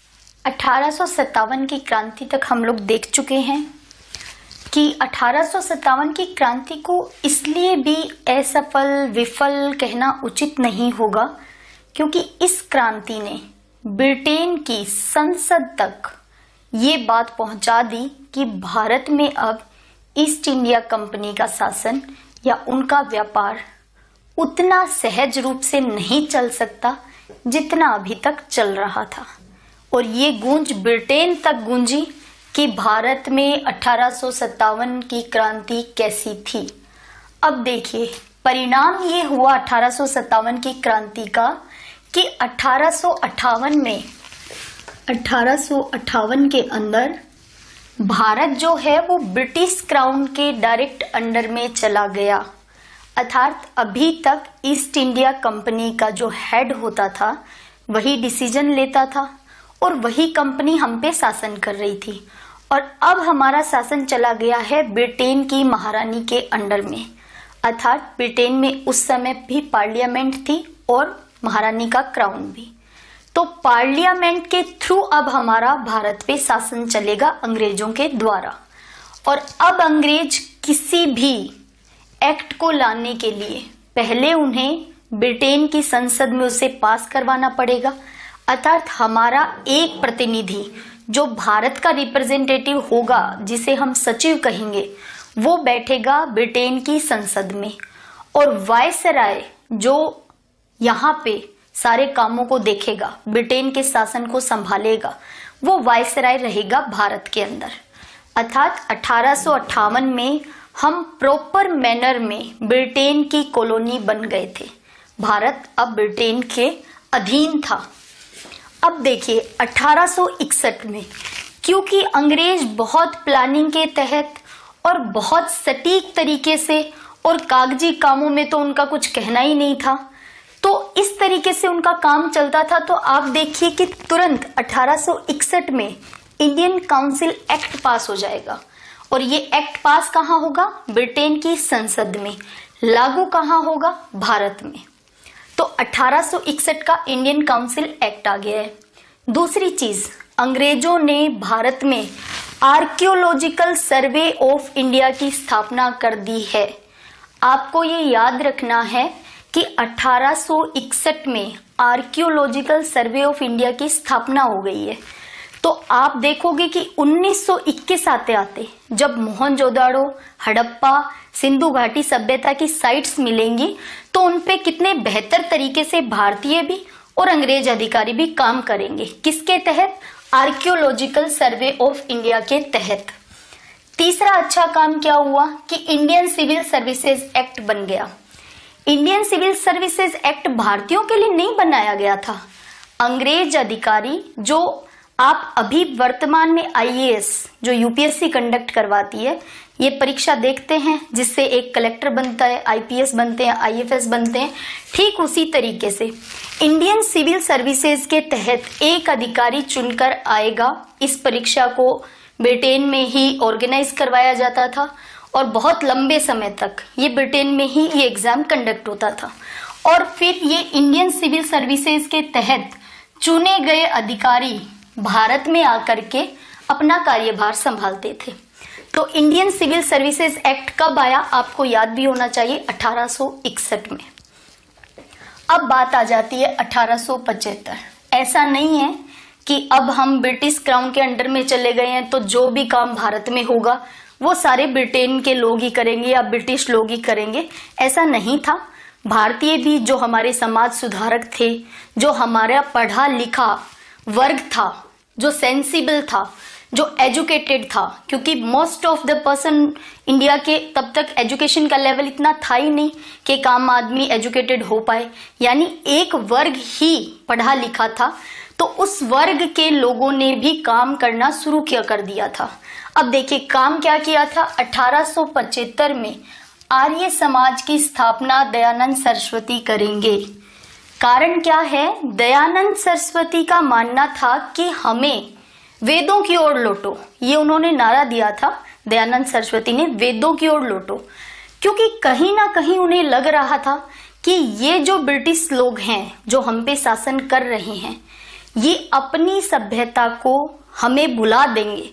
अर्थात भारतीय लोग भारतीय सभ्यता को ना भूल जाएं और हम लोग ब्रिटेन की तरह, वहां के लोगों की तरह आचार और विचार ना अपना लें, ऐसा उनका विचार था। और उन्होंने आर्य समाज की स्थापना की दयानंद सरस्वती ने। कब की? 1875 के अंदर। ये वैसे भी आपको फैक्ट याद रहना चाहिए कि आर्य समाज की स्थापना कब हुई थी। अब बात आती है 1885। इसके बीच में भी बहुत कुछ घटित हुआ था, जो कि मॉडर्न इंडिया की डिस्कस, जो हम क्लास पूरी करेंगे डिटेल में, उसमें हम बात करेंगे, विचार करेंगे। तो 1885 में इंडियन नेशनल कांग्रेस, देखो आवश्यकता ही आविष्कार की जननी है, ये बात बहुत जगह सिद्ध होती है।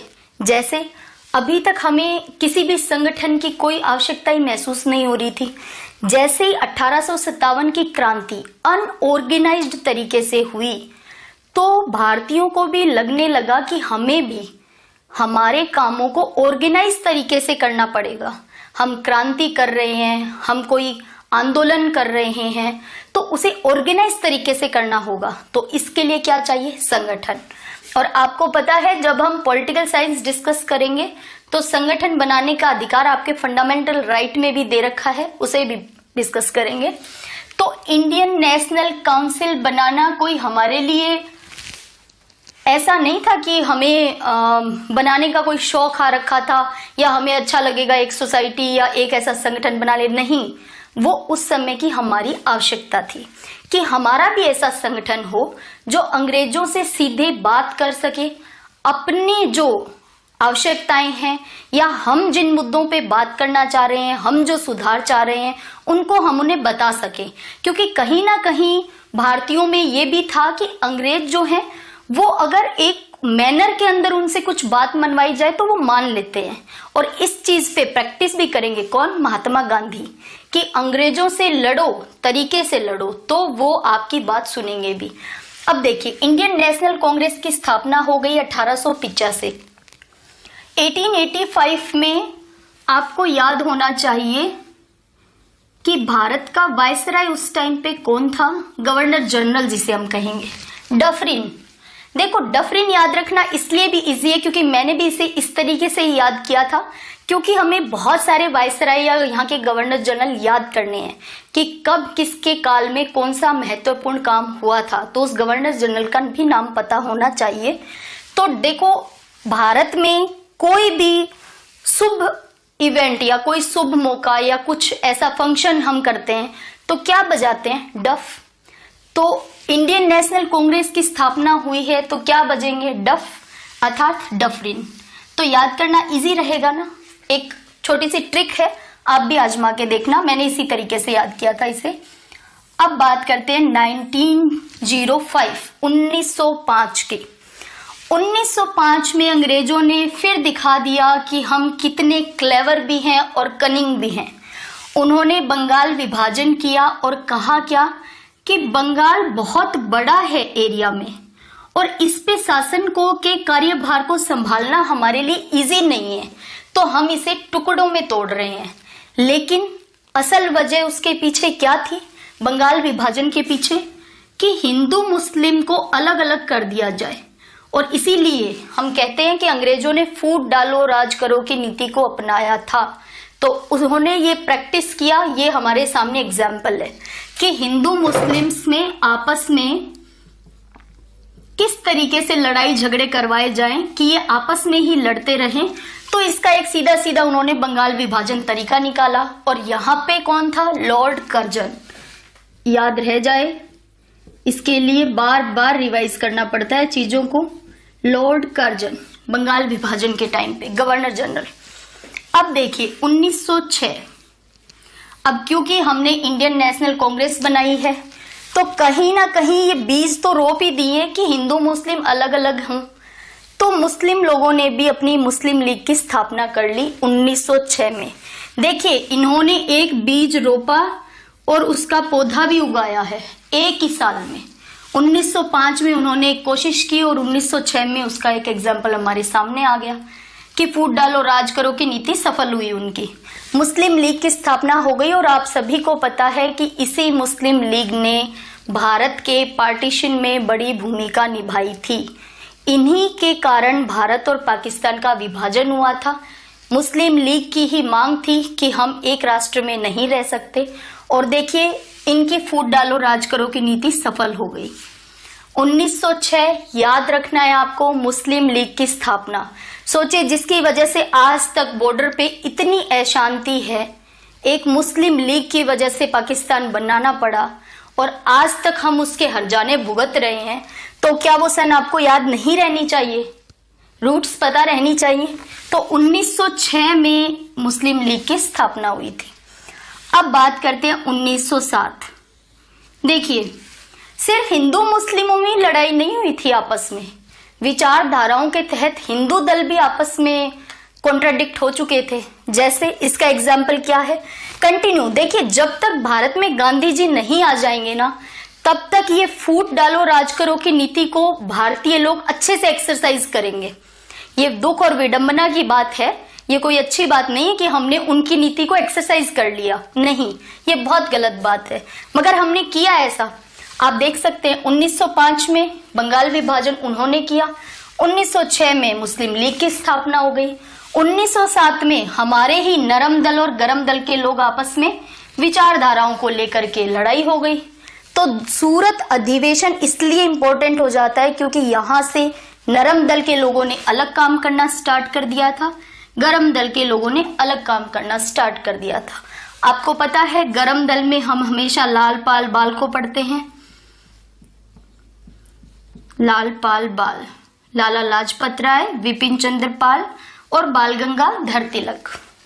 और नरम दल, आपको पता है जब 1885 में इंडियन नेशनल कांग्रेस की स्थापना हुई थी, तब इस संगठन के जो लोग थे वो अपनी दैनिक दिनचर्या फॉलो करते थे, व्यापार करते थे, अपना बिजनेस करते थे, जो भी उनका काम था उन्होंने वो नहीं छोड़ा था। याद रखना, भगत सिंह की तरह सभी लोगों ने अपने काम को छोड़कर सिर्फ देशभक्ति इस सन तक तो शुरू नहीं की थी, 1907 तक तो हर इंसान इस संगठन की जब भी मीटिंग होती थी तब वो लोग आ जाते थे और अपनी विचारधारा पे बातचीत कर लेते थे कि हमें अंग्रेजों से किस तरीके से अपनी बातें मनवानी है। देखिए 1907 में नरम दल गरम दल अलग हो गए। नरम दल में फिरोज शाह मेहता साबुन वाले, जिनके लिए हंसने के लिए कहा जाता है क्योंकि उनका व्यापार वैसा रहा होगा, तो फिरोज शाह मेहता जैसे कुछ लोग नरम दल में थे। अब देखिए 1909, अंग्रेज टाइम टू टाइम हमारे ऊपर सुधार करने के नाम पे एक्ट लाते रहेंगे और यहां तक आते आते देखो आप एक्ट में दो लोगों के नाम देखते हो, मार्ले मिंटो सुधार।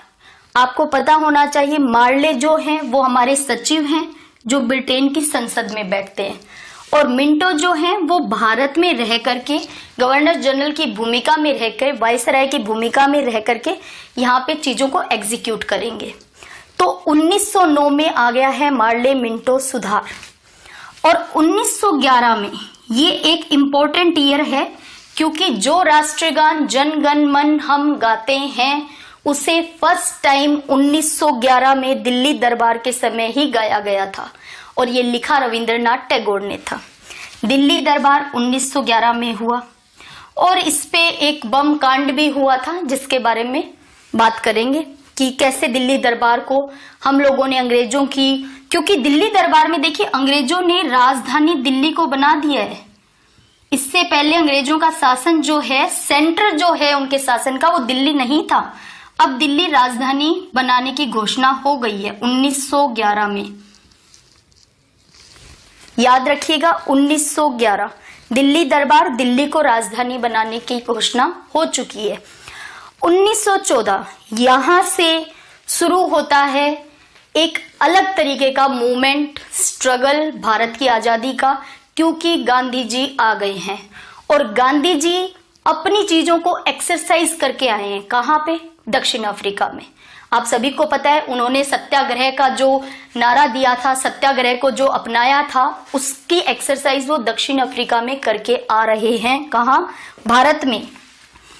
और इस टाइम पीरियड को इसलिए भी याद रखना है क्योंकि वर्ल्ड वाइड भी आपको चीजें पता होनी चाहिए, क्योंकि यहां तक आते आते ब्रिटेन की कॉलोनी हर कॉन्टिनेंट में थी। आपको पता है 1914 में वर्ल्ड वॉर स्टार्ट होगा, 1914 से 1918, और इस वर्ल्ड वॉर में ब्रिटेन भी जोर शोर से भाग लेगा, आपको पता है। और अगर ब्रिटेन भाग लेगा तो क्या जो हम पे शासन कर रहे हैं अंग्रेज और वो वर्ल्ड वॉर में भाग ले रहे हैं, तो क्या इसका इम्पैक्ट भारत पे नहीं आएगा? आएगा। भारतीय लोगों को भी ये वर्ल्ड वार में सेना के रूप में ले जाने के लिए आग्रह करेंगे। और इस आग्रह को मान लेंगे गांधी जी कि हाँ भाई, अंग्रेजों के साथ सेना में भर्ती होकर के अंग्रेजों के लिए वर्ल्ड वार में भारत को भी हिस्सा लेना चाहिए। और भारत भी हिस्सा लेगा, हमारे सैनिक भी जाएंगे वर्ल्ड वॉर के लिए, जो कि 1914 से 1918 तक चलेगा। और इसी सिनेरियो को 1939 से 1945 में जब सेकेंड वर्ल्ड वॉर होगा तब के सिनेरियो से भी हम इस चीज को रिलेट करेंगे कि फर्स्ट वर्ल्ड वॉर में क्या हुआ था और भारत पे क्या इम्पैक्ट आया था। अब देखिए 1914 में गांधी जी भारत आ गए हैं। अब गांधी जी के भारत आते ही टाइमलाइन इसलिए जरूरी है, अगर आपको पता रहेगा कि गांधी जी 1914 में भारत आए थे तो आपको ये कहीं ना कहीं ये स्टोरी ध्यान रह जाएगी कि गांधी जी के भारत आने से पहले यहाँ पे फूट डालो राज करो की नीति अच्छे से एक्सरसाइज कर रहे थे भारतीय। क्योंकि हमें देखने को क्या मिल रहा है, 1906 मुस्लिम लीग की स्थापना, 1907 नरम दल गरम दल अलग हो चुके हैं, 1914 में गांधी जी के आते ही 1916 के अंदर लखनऊ समझौता होगा। किस किस के बीच में? कांग्रेस जो इंडियन नेशनल कांग्रेस है जिसकी स्थापना 1885 में हुई है, और मुस्लिम लीग जो अभी अभी बनी है 1907, यानी कम से कम कांग्रेस इतनी पुरानी तो है। लखनऊ समझौता कांग्रेस और मुस्लिम लीग के बीच में हो जाएगा। गांधी जी की डायरेक्ट इनडायरेक्ट भूमिका हर समझौते में रहेगी। 1914 के बाद भारत में अगर कुछ घटित होगा भारतीयों के द्वारा तो उसमें एक महत्वपूर्ण भूमिका कहीं ना कहीं डायरेक्ट इनडायरेक्ट गांधी जी की रहेगी। अब देखिए 1919, फिर से इस सन में 3 महत्वपूर्ण काम होंगे। पहली चीज, अच्छा 1916 में होम रूल लीग की भी स्थापना हो गई है। लखनऊ समझौता तो हुआ ही है, साथ में 1916 में होम रूल लीग की स्थापना हो गई है। अब देखिए 1919 ईस्वी में मॉन्टेग्यू चेम्सफोर्ड, फिर से वही 2 नाम आपको पता है, एक हमारा सचिव है, एक हमारा वायसराय है। इन्होंने फिर एक सुधार हम पे ले आए हैं, मॉन्टेग्यू चेम्सफोर्ड सुधार 1919। अब देखिए रोलेट एक्ट भारत में आ गया है, और इन्हीं सब के कारण बैसाखी के दिन अमृतसर में लोग इकट्ठा हुए थे। अब कहा यह जाता है, हम भारतीय यही कहते हैं कि वो बैसाखी के लिए इकट्ठे हुए थे। और अंग्रेजों का ये मानना था, क्योंकि जनरल डायर ने बहुत बेरहमी से वहां पे गोलियां चलाई थी, तो उनका ये कहना था कि नहीं, वो किसी क्रांतिकारी घटना को अंजाम देना चाह रहे थे। उस मीटिंग में कुछ ऐसा ही निर्णय होने वाला था, इसलिए अंग्रेजों ने ऐसा एक्शन लिया। जलियांवाला बाग हत्याकांड, रीजन चाहे जो हो, लेकिन नरसंहार इस तरीके से होना अपने आप में मानवता के लिए एक बहुत निराशाजनक है। तो 13 अप्रैल वो दिन था, आपको डे भी ध्यान रहना चाहिए। 13 अप्रैल 13 अप्रैल 1919 को जलियांवाला बाग हत्याकांड हुआ। जनरल डायर ने ये आदेश दिया कि इन पे अंधाधुंध गोलियां चलाओ, और आपको पता है कि हमारे कितने भारतीयों की जान उसमें गई थी। इसकी निंदा गांधी जी ने भी की थी, और इसी कांड के तहत इससे निराश होकर के रविंद्रनाथ टैगोर ने अपनी नाइटहुड की उपाधि जो अंग्रेजों के द्वारा दी गई थी वापस अंग्रेजों को लौटा दी, क्योंकि रविंद्रनाथ टैगोर एक वैश्विक मानवता इसका पाठ पढ़ाते थे। और सोचिए, वैश्विक मानवता पे जो इंसान कह रहा है वो ऐसे नरसंहार को बर्दाश्त कर ले, ऐसा तो पॉसिबल नहीं है।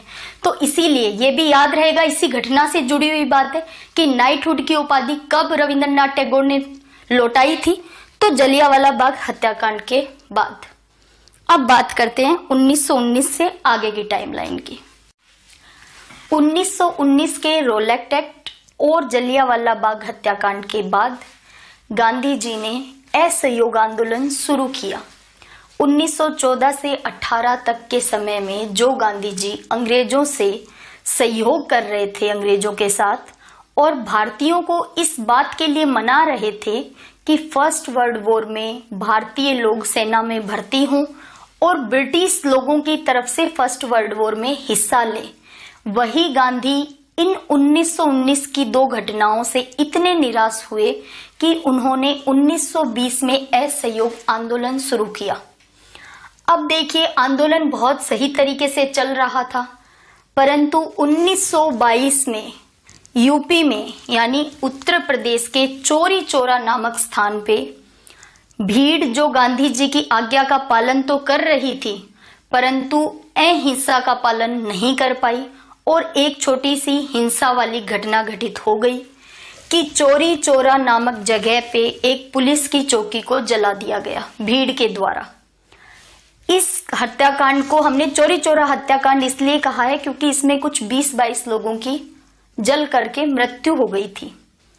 गांधी जी इस बात से इतने आहत हुए कि मेरे असहयोग आंदोलन को एक हिंसात्मक रूप दे दिया गया है और उन्होंने ये निर्णय लिया कि असहयोग आंदोलन को तुरंत रोका जाए। बहुत सारे लोग इस पक्ष में नहीं थे गांधी जी के इस विचार के कि जो 1857 की क्रांति में इतने लोगों ने अपनी जान गंवाई थी, सिर्फ 22 लोग वैसे कोई संख्या में कम नहीं होते, लेकिन ये बात चल रही है आजादी के आंदोलन की। और आप जानते हैं कि एक देश की आजादी के आंदोलन में 22 लोगों की जान चले जाना और गांधी जी का इतना बड़ा आंदोलन रोक देना बीच में ही, तो इस विचारधारा से बहुत लोग आहत हुए थे कि गांधी जी को ऐसा नहीं करना चाहिए था। लेकिन गांधी जी ने 1922 में असहयोग आंदोलन को रोक दिया। अब देखिए, 1919 के रोलेक्ट एक्ट का जो 10 साल बाद एक कमीशन बना करके उन रिफॉर्म्स का जायजा लेने के लिए कि क्या क्या रिफॉर्म्स भारत में हुए हैं, जो रोलेक्ट एक्ट के द्वारा ब्रिटिश शासन करवाना चाह रहे थे सुधार, वो कितने हुए हैं, इसके लिए 1927 में तो ये साइमन कमीशन बना। कहाँ बनेगा? ब्रिटेन में, क्योंकि अब तो अपना हर काम ब्रिटेन की संसद के थ्रू हो रहा है, वहीं से एक्ट पास होते हैं फिर भारत आते हैं। तो देखिए, 1927 में साइमन कमीशन बना और 1928 के अंदर साइमन कमीशन भारत आएगा। साइमन कमीशन इसलिए कहते हैं, हालांकि इसमें 7 लोग थे और 7 अंग्रेज अधिकारी थे, लेकिन सर जॉन साइमन की अध्यक्षता में ये 7 लोग आ रहे थे, इसलिए हम इसे साइमन कमीशन कहते हैं।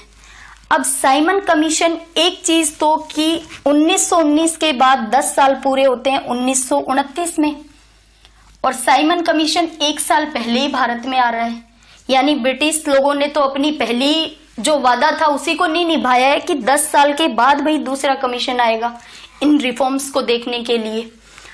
दूसरी चीज, साइमन कमीशन का विरोध, क्योंकि हम लोग रोलेक्ट एक्ट के जो नियम थे, जो कानून थे, जो उसमें चीजें बातें जो भारतीयों के लिए बनाई गई थी, उनसे हम वैसे भी आहत थे, वो हमारे फेवर की नहीं थी, और ऊपर से साइमन कमीशन आ रहा है, तो ये भारतीयों के विरोध करने का एक बेहतर मौका था।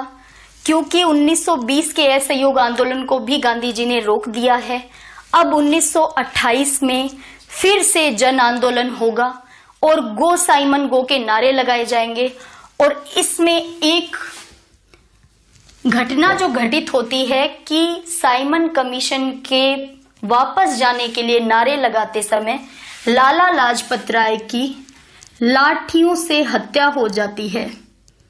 लाला लाजपत राय, और ये हमारे क्रांतिकारियों के लिए, हमारे आंदोलन करने वालों के लिए एक बहुत बड़ा झटका था।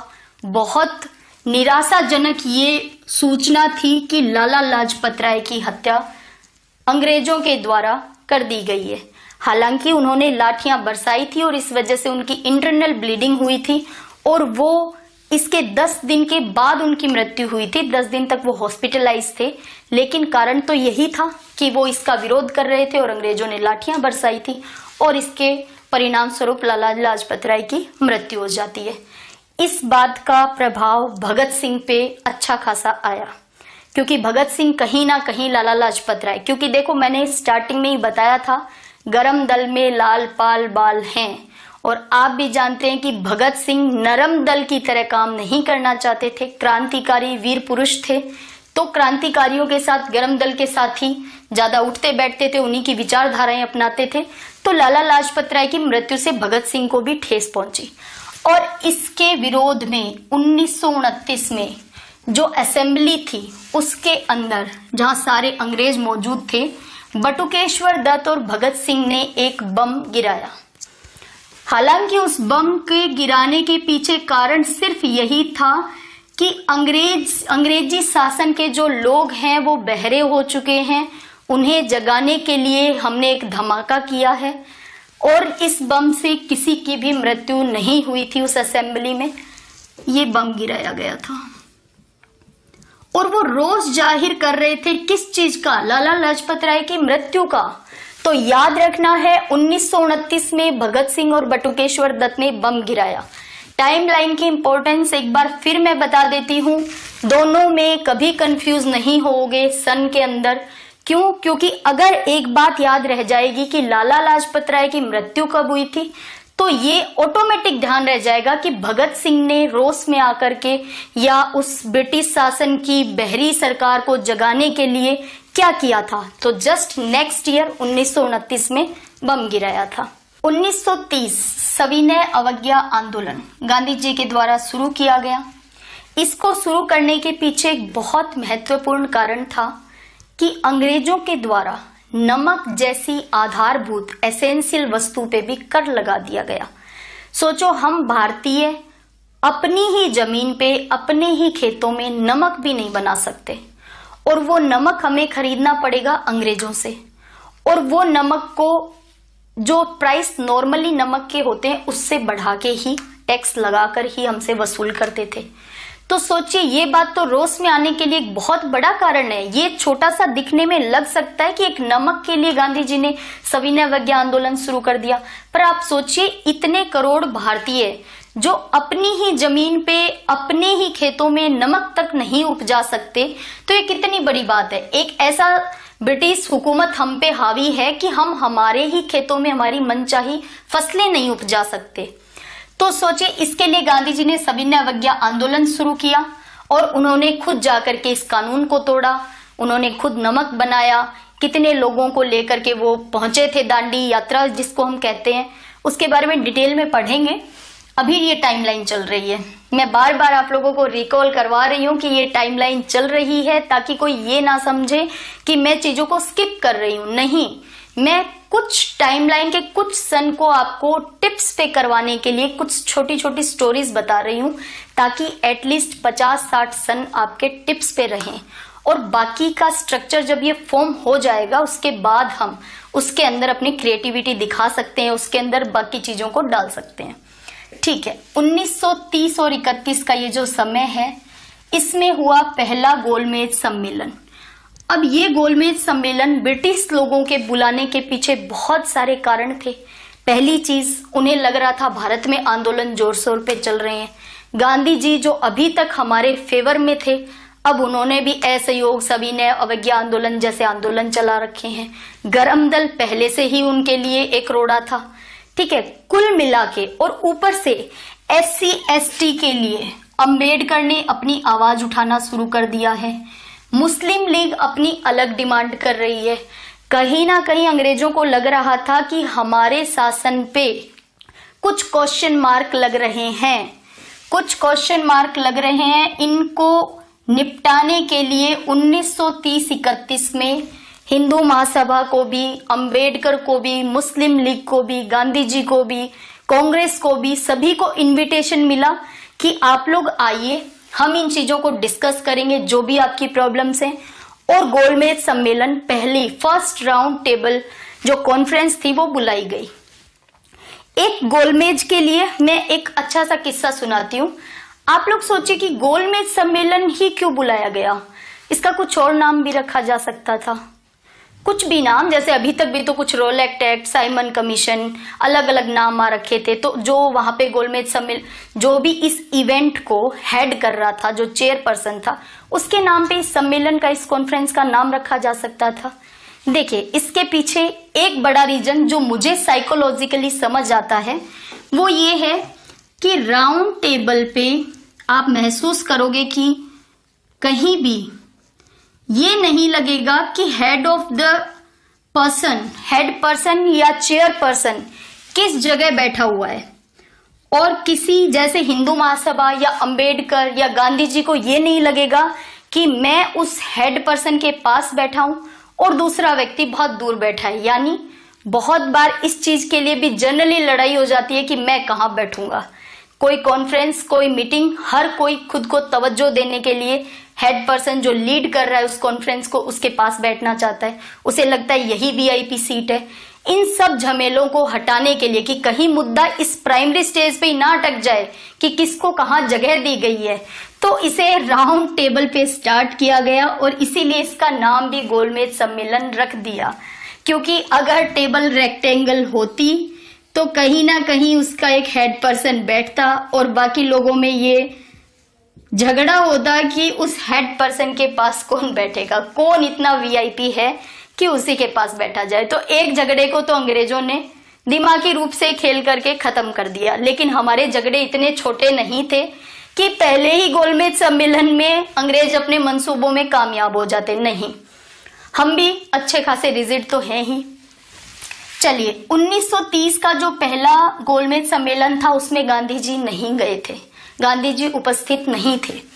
1931 के अंदर, क्योंकि गांधी जी ने तो अपना सविनय अवज्ञा आंदोलन छेड़ रखा था ना, और उसके लिए उन्होंने पहले ब्रिटिश शासन को न्यूज़पेपर के माध्यम से, लेटर के माध्यम से चेतावनी भी दी थी कि या तो आप नमक पे से टैक्स हटा लो, वरना, और उस टाइम देखिए इरविन क्या है, हमारा वायसराय है, तो उन्होंने इरविन को लेटर भी लिखा था कि देखिए आप नमक पे से ये जो कानून, जो टैक्स जो आपने लगा रखा है इसे हटा लीजिए। और बाकी 11 सूत्री मांगों को भी रखा था, जिसमें किसान वर्ग के लिए भी मांगे थी, व्यापारी वर्ग के लिए भी मांगे थी और एक आम आदमी के लिए भी मांगे थी। गांधी जी ने सविनय अवज्ञा आंदोलन शुरू करने से पहले 11 सूत्री मांगों का एक लेटर अपने खुद के यंग इंडिया न्यूज़पेपर में भी छपवाया था और इरविन को लेटर के माध्यम से भी चेतावनी दी थी कि या तो आप हमारी 11 सूत्री मांगों को मान लीजिए, वरना मैं सविनय अवज्ञा आंदोलन करूंगा। मांगे नहीं मानी गई तो उन्होंने सविनय अवज्ञा आंदोलन कर दिया। और देखिए, अब गांधी इरविन पैक्ट होगा 1931 में। समझौता हुआ कि गांधी जी सेकंड गोलमेज सम्मेलन में भाग लेने जाएंगे। गांधी जी गए भी, सेकंड गोलमेज सम्मेलन में भाग लेने ब्रिटेन पहुंचे। अब देखिए, एक सम्मेलन से इतने मुद्दे कैसे सुलझ सकते थे, तो 1932 के अंदर थर्ड गोलमेज सम्मेलन होगा, थर्ड गोलमेज सम्मेलन, और यहीं पे पूना पैक्ट भी हुआ है। पूना पैक्ट आपको मैं बता दूं गांधी जी और अंबेडकर के बीच में हुआ था। और पूना पैक्ट क्यों हुआ था ये भी आप ध्यान रखिए, क्योंकि अंबेडकर SC ST के लिए अलग से चुनाव का प्रावधान चाहते थे। वो चाहते थे कि SC ST के लिए सीटें रिजर्व कर दी जाएं और उन्हीं पे सिर्फ SC ST ही इलेक्ट हों। और गांधी जी का मानना था कि यदि अंबेडकर आपने ऐसा कर दिया तो SC ST कभी भी जनरल वर्ग के बराबर आकर के नहीं बैठ पाएगा। जो भेदभाव आज चल रहा है वही फ्यूचर में भी मेंटेन रहेगा। और इसीलिए, और आपको पता ही है कि गांधी जी अपनी बात मनवाने में बहुत होशियार थे। उन्होंने अपनी बात को मनवा लिया अंबेडकर से और पूना पैक्ट हो गया गांधी जी और अंबेडकर के मध्य। और अंबेडकर जी मान गए कि ठीक है, SC ST को अलग से सीट आप मत दीजिए। अब देखिए, 1935 भारत शासन अधिनियम, हम पे ब्रिटिश पार्लियामेंट में पास करके एक और अधिनियम लगा दिया गया है, भारत शासन अधिनियम। इसके अंदर क्या क्या प्रावधान किए गए थे वो हम डेफिनेटली डिस्कस करेंगे, पर अभी नहीं। 1937 में एक बात ध्यान रखिए, भारत शासन अधिनियम के तहत भारत के राज्यों में चुनाव होने थे और उस समय भारत में 11 राज्य थे। 1937 के अंदर उन 11 राज्यों में चुनाव हुआ, कांग्रेस ने भी हिस्सा लिया और 11 में से 7 राज्यों में कांग्रेस जीत गई। याद रखिएगा, इस बात से मुस्लिम लीग बहुत आहत हुई थी, बहुत ठेस पहुंची थी मुस्लिम लीग को, और कहीं ना कहीं उन्हें इंटरनली लगा कि ये हिंदूवादी राष्ट्र बनेगा भारत, अंग्रेज छोड़ के चले जाएंगे तो अगर हमने हमारी मांगों को पूरा नहीं करवाया तो तो हम पे हिंदू शासन रहेगा। ऐसा इस बात से उनमें और भी ज्यादा गहरा प्रभाव आ गया था इस बात का कि ये हिंदू शासन का भारत रहेगा। और क्योंकि 11 में से 7 राज्यों में तो अभी कांग्रेस जीत रही है और कांग्रेस में सबसे ज्यादा हिंदू हैं। ठीक है, 1938 की घटना को देखते हैं। हरिपुरा सम्मेलन।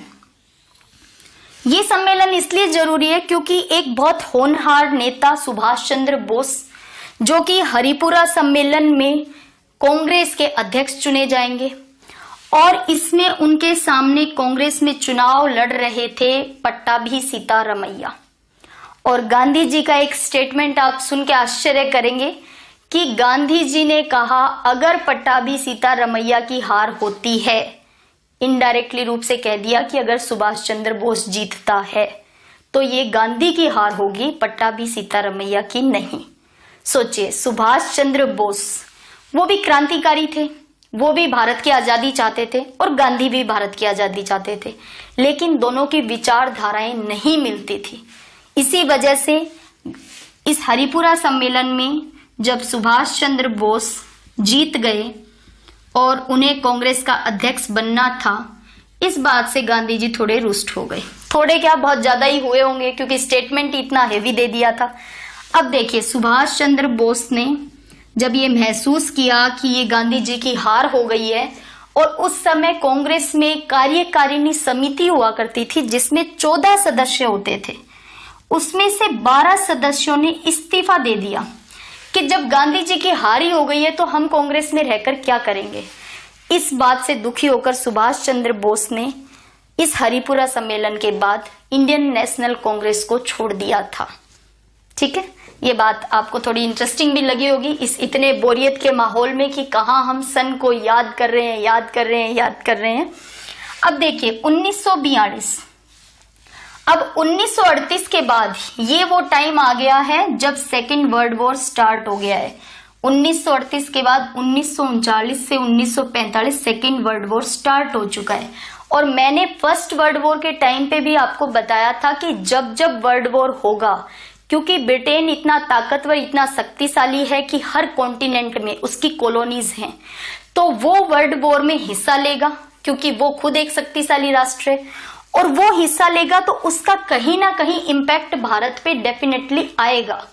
और भारत पे फर्स्ट वर्ल्ड वॉर का भी इम्पैक्ट था, अब सेकेंड वर्ल्ड वॉर का और भी ज्यादा इम्पैक्ट आएगा। 1942 क्रिप्स मिशन भारत आया। अब आप घटना को थोड़ा सा रिलेट कर पाएंगे कि 1942 ईस्वी की बात चल रही है, 1939 में सेकेंड वर्ल्ड वॉर स्टार्ट हो गया है, जिसमें अंग्रेज जोर शोर से हिस्सा ले रहे हैं। और आपको पता है कि 1939 से 1941 के मध्य इन 2 सालों में ब्रिटेन वर्ल्ड वॉर में हार रहा था और जर्मनी जीत रहा था। स्टार्टिंग का सिनेरियो ये था।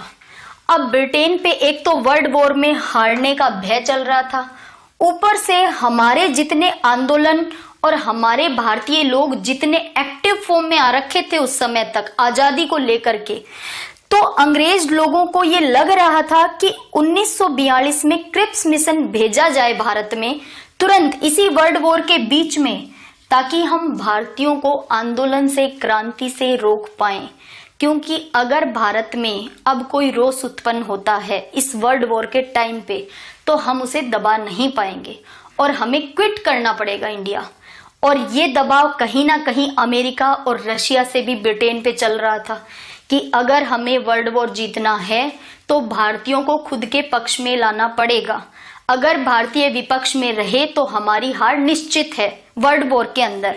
और सोचिए, अगर उस समय भारत ने ये ठान लिया होता कि वर्ल्ड वॉर में तो ब्रिटेन हारना ही चाहिए, सोचो आज वर्ल्ड का सिनेरियो कितना अलग होता, राइट। ये जो कैपिटलिज्म है, ये सब कुछ शायद इतना हावी ना हुआ होता। खैर जो भी है, 1942 में अंग्रेजों ने भारतीयों को उलझाए रखने के लिए क्रिप्स मिशन को भेजा था। ये बात आप अच्छे से ध्यान रखिएगा। क्रिप्स मिशन में उन्होंने हमें डोमिनियन स्टेट देने की बात की, जो डोमिनियन स्टेट हम 1928 में मांग कर रहे थे। और 1929 में तो आपको याद होगा कि 1929 का जो टाइम था, इसमें तो जवाहरलाल नेहरू ने लाहौर के अधिवेशन में रावी नदी के तट पे ये कह दिया था कि अब हम पूर्ण स्वराज प्राप्त करेंगे, पूर्ण स्वराज। सोचिए, और 26 जनवरी डेट तक डिसाइड कर दी थी। आपको ये जानकर बहुत ही अच्छा लगेगा कि इसीलिए नवंबर में संविधान बन जाने के बावजूद 1929 के उस अधिवेशन की जो डेट थी उसको हम एक्सरसाइज करना चाह रहे थे कि नहीं, जो डेट हमने सोची थी 1929 में वही हमें रखनी है। तो हमने हमारा संविधान बनने के बावजूद उसे लागू करने के समय वही डेट रखी, 26 जनवरी। देखिए, हम अपनी क्रांतिकारियों की भावनाओं को कितना अपने दिल में सजोए रखना चाहते थे, कितनी उनकी जो बलिदान था, उनका जो स्ट्रगल था, उसे हम हमेशा याद रख पाए, इसीलिए हमने ऐसा किया। तो कितनी अच्छी बात है। अब देखिए, 1942 क्रिप्स मिशन भारत आ गया, हमें डोमिनियन स्टेट देने की बात कर रहा है। जो डोमिनियन स्टेट हमने 1928 से पहले मांग की थी, अब उसको लेकर के हम क्या करेंगे? 1929 से तो हम पूर्ण स्वराज की मांग कर रहे हैं और अभी भी अंग्रेज इस बात पे नहीं कोई हामी भर रहे हैं कि हम आपको वर्ल्ड वॉर के बाद आजादी दे देंगे या पूर्ण स्वराज दे देंगे। अभी भी वो डोमिनियन स्टेट पे अटके हुए हैं। तो क्रिप्स मिशन का विरोध फिर से शुरू हुआ। गांधी जी ने इसे पोस्ट डेटेड चेक कहा, नेहरू ने कहा कि ये तो थाली में कंकड़ी परोस दिए हैं। तो हर किसी ने इस चीज को उपमा दी कि ये हमें बेवकूफ बनाने वाली बात है और हर कोई अंग्रेजों के मंसूबे को समझ गया था। तो क्रिप्स मिशन का हमने विरोध किया और इसी विरोध के चलते आपको पता है 1942 में भारत छोड़ो आंदोलन गांधी जी ने शुरू किया था। अब देखिए, भारत छोड़ो आंदोलन, एक चीज और बता दूं, यूपीएससी का क्वेश्चन रहा है कि भारत छोड़ो आंदोलन किसने लीड किया था, उसे रेगुलेट कौन कर रहा था? तो याद रखिएगा, भारत छोड़ो आंदोलन भारत की जनता ने उसे रेगुलेट किया था, जनता लीड कर रही थी, क्योंकि सारे लीडर्स जो थे वो रातों रात, जैसे ही भारत छोड़ो आंदोलन अनाउंस हुआ उसी रात को 12 बजे तक अंग्रेजों ने सभी भारतीयों को, सभी लीडर्स को जेल में डाल दिया था या नजरबंद कर दिया था। तो इसीलिए भारत छोड़ो आंदोलन जो था वो भारतीय लोगों के द्वारा ही लीड किया गया था, उन्हीं के द्वारा वो आंदोलन किया गया था। 1946 में अब बात आती है, वर्ल्ड वॉर खत्म हो गया है 1939 से 45। अब ठीक है कि 1946 में अंग्रेजों को लगा कि अब भारत में हम और ज्यादा नहीं रह सकते, तनाव बढ़ता जा रहा है। उन्होंने कैबिनेट मिशन भेजा और आपको पता है 1947 में 3 जून को विभाजन संसद में, ब्रिटिश संसद में स्वीकार कर लिया गया था। जुलाई में भारत की आजादी का एक्ट पास हो गया था और 14 अगस्त को पाकिस्तान बना दिया गया और 15 अगस्त को हमें यानी भारत को आजादी मिल गई। अब क्योंकि मैंने आपको प्रॉमिस किया था कि हम हिस्ट्री को 1947 की आजादी तक ही सीमित नहीं रखेंगे, 2020 में जो वैश्विक लड़ाई हम कोरोना को लेकर लड़ रहे हैं वहां तक की घटनाओं की मैं बात करूंगी और वहां तक की घटनाओं को अच्छे तरीके से, बेहतर तरीके से डिस्कस किया जाएगा आपके साथ।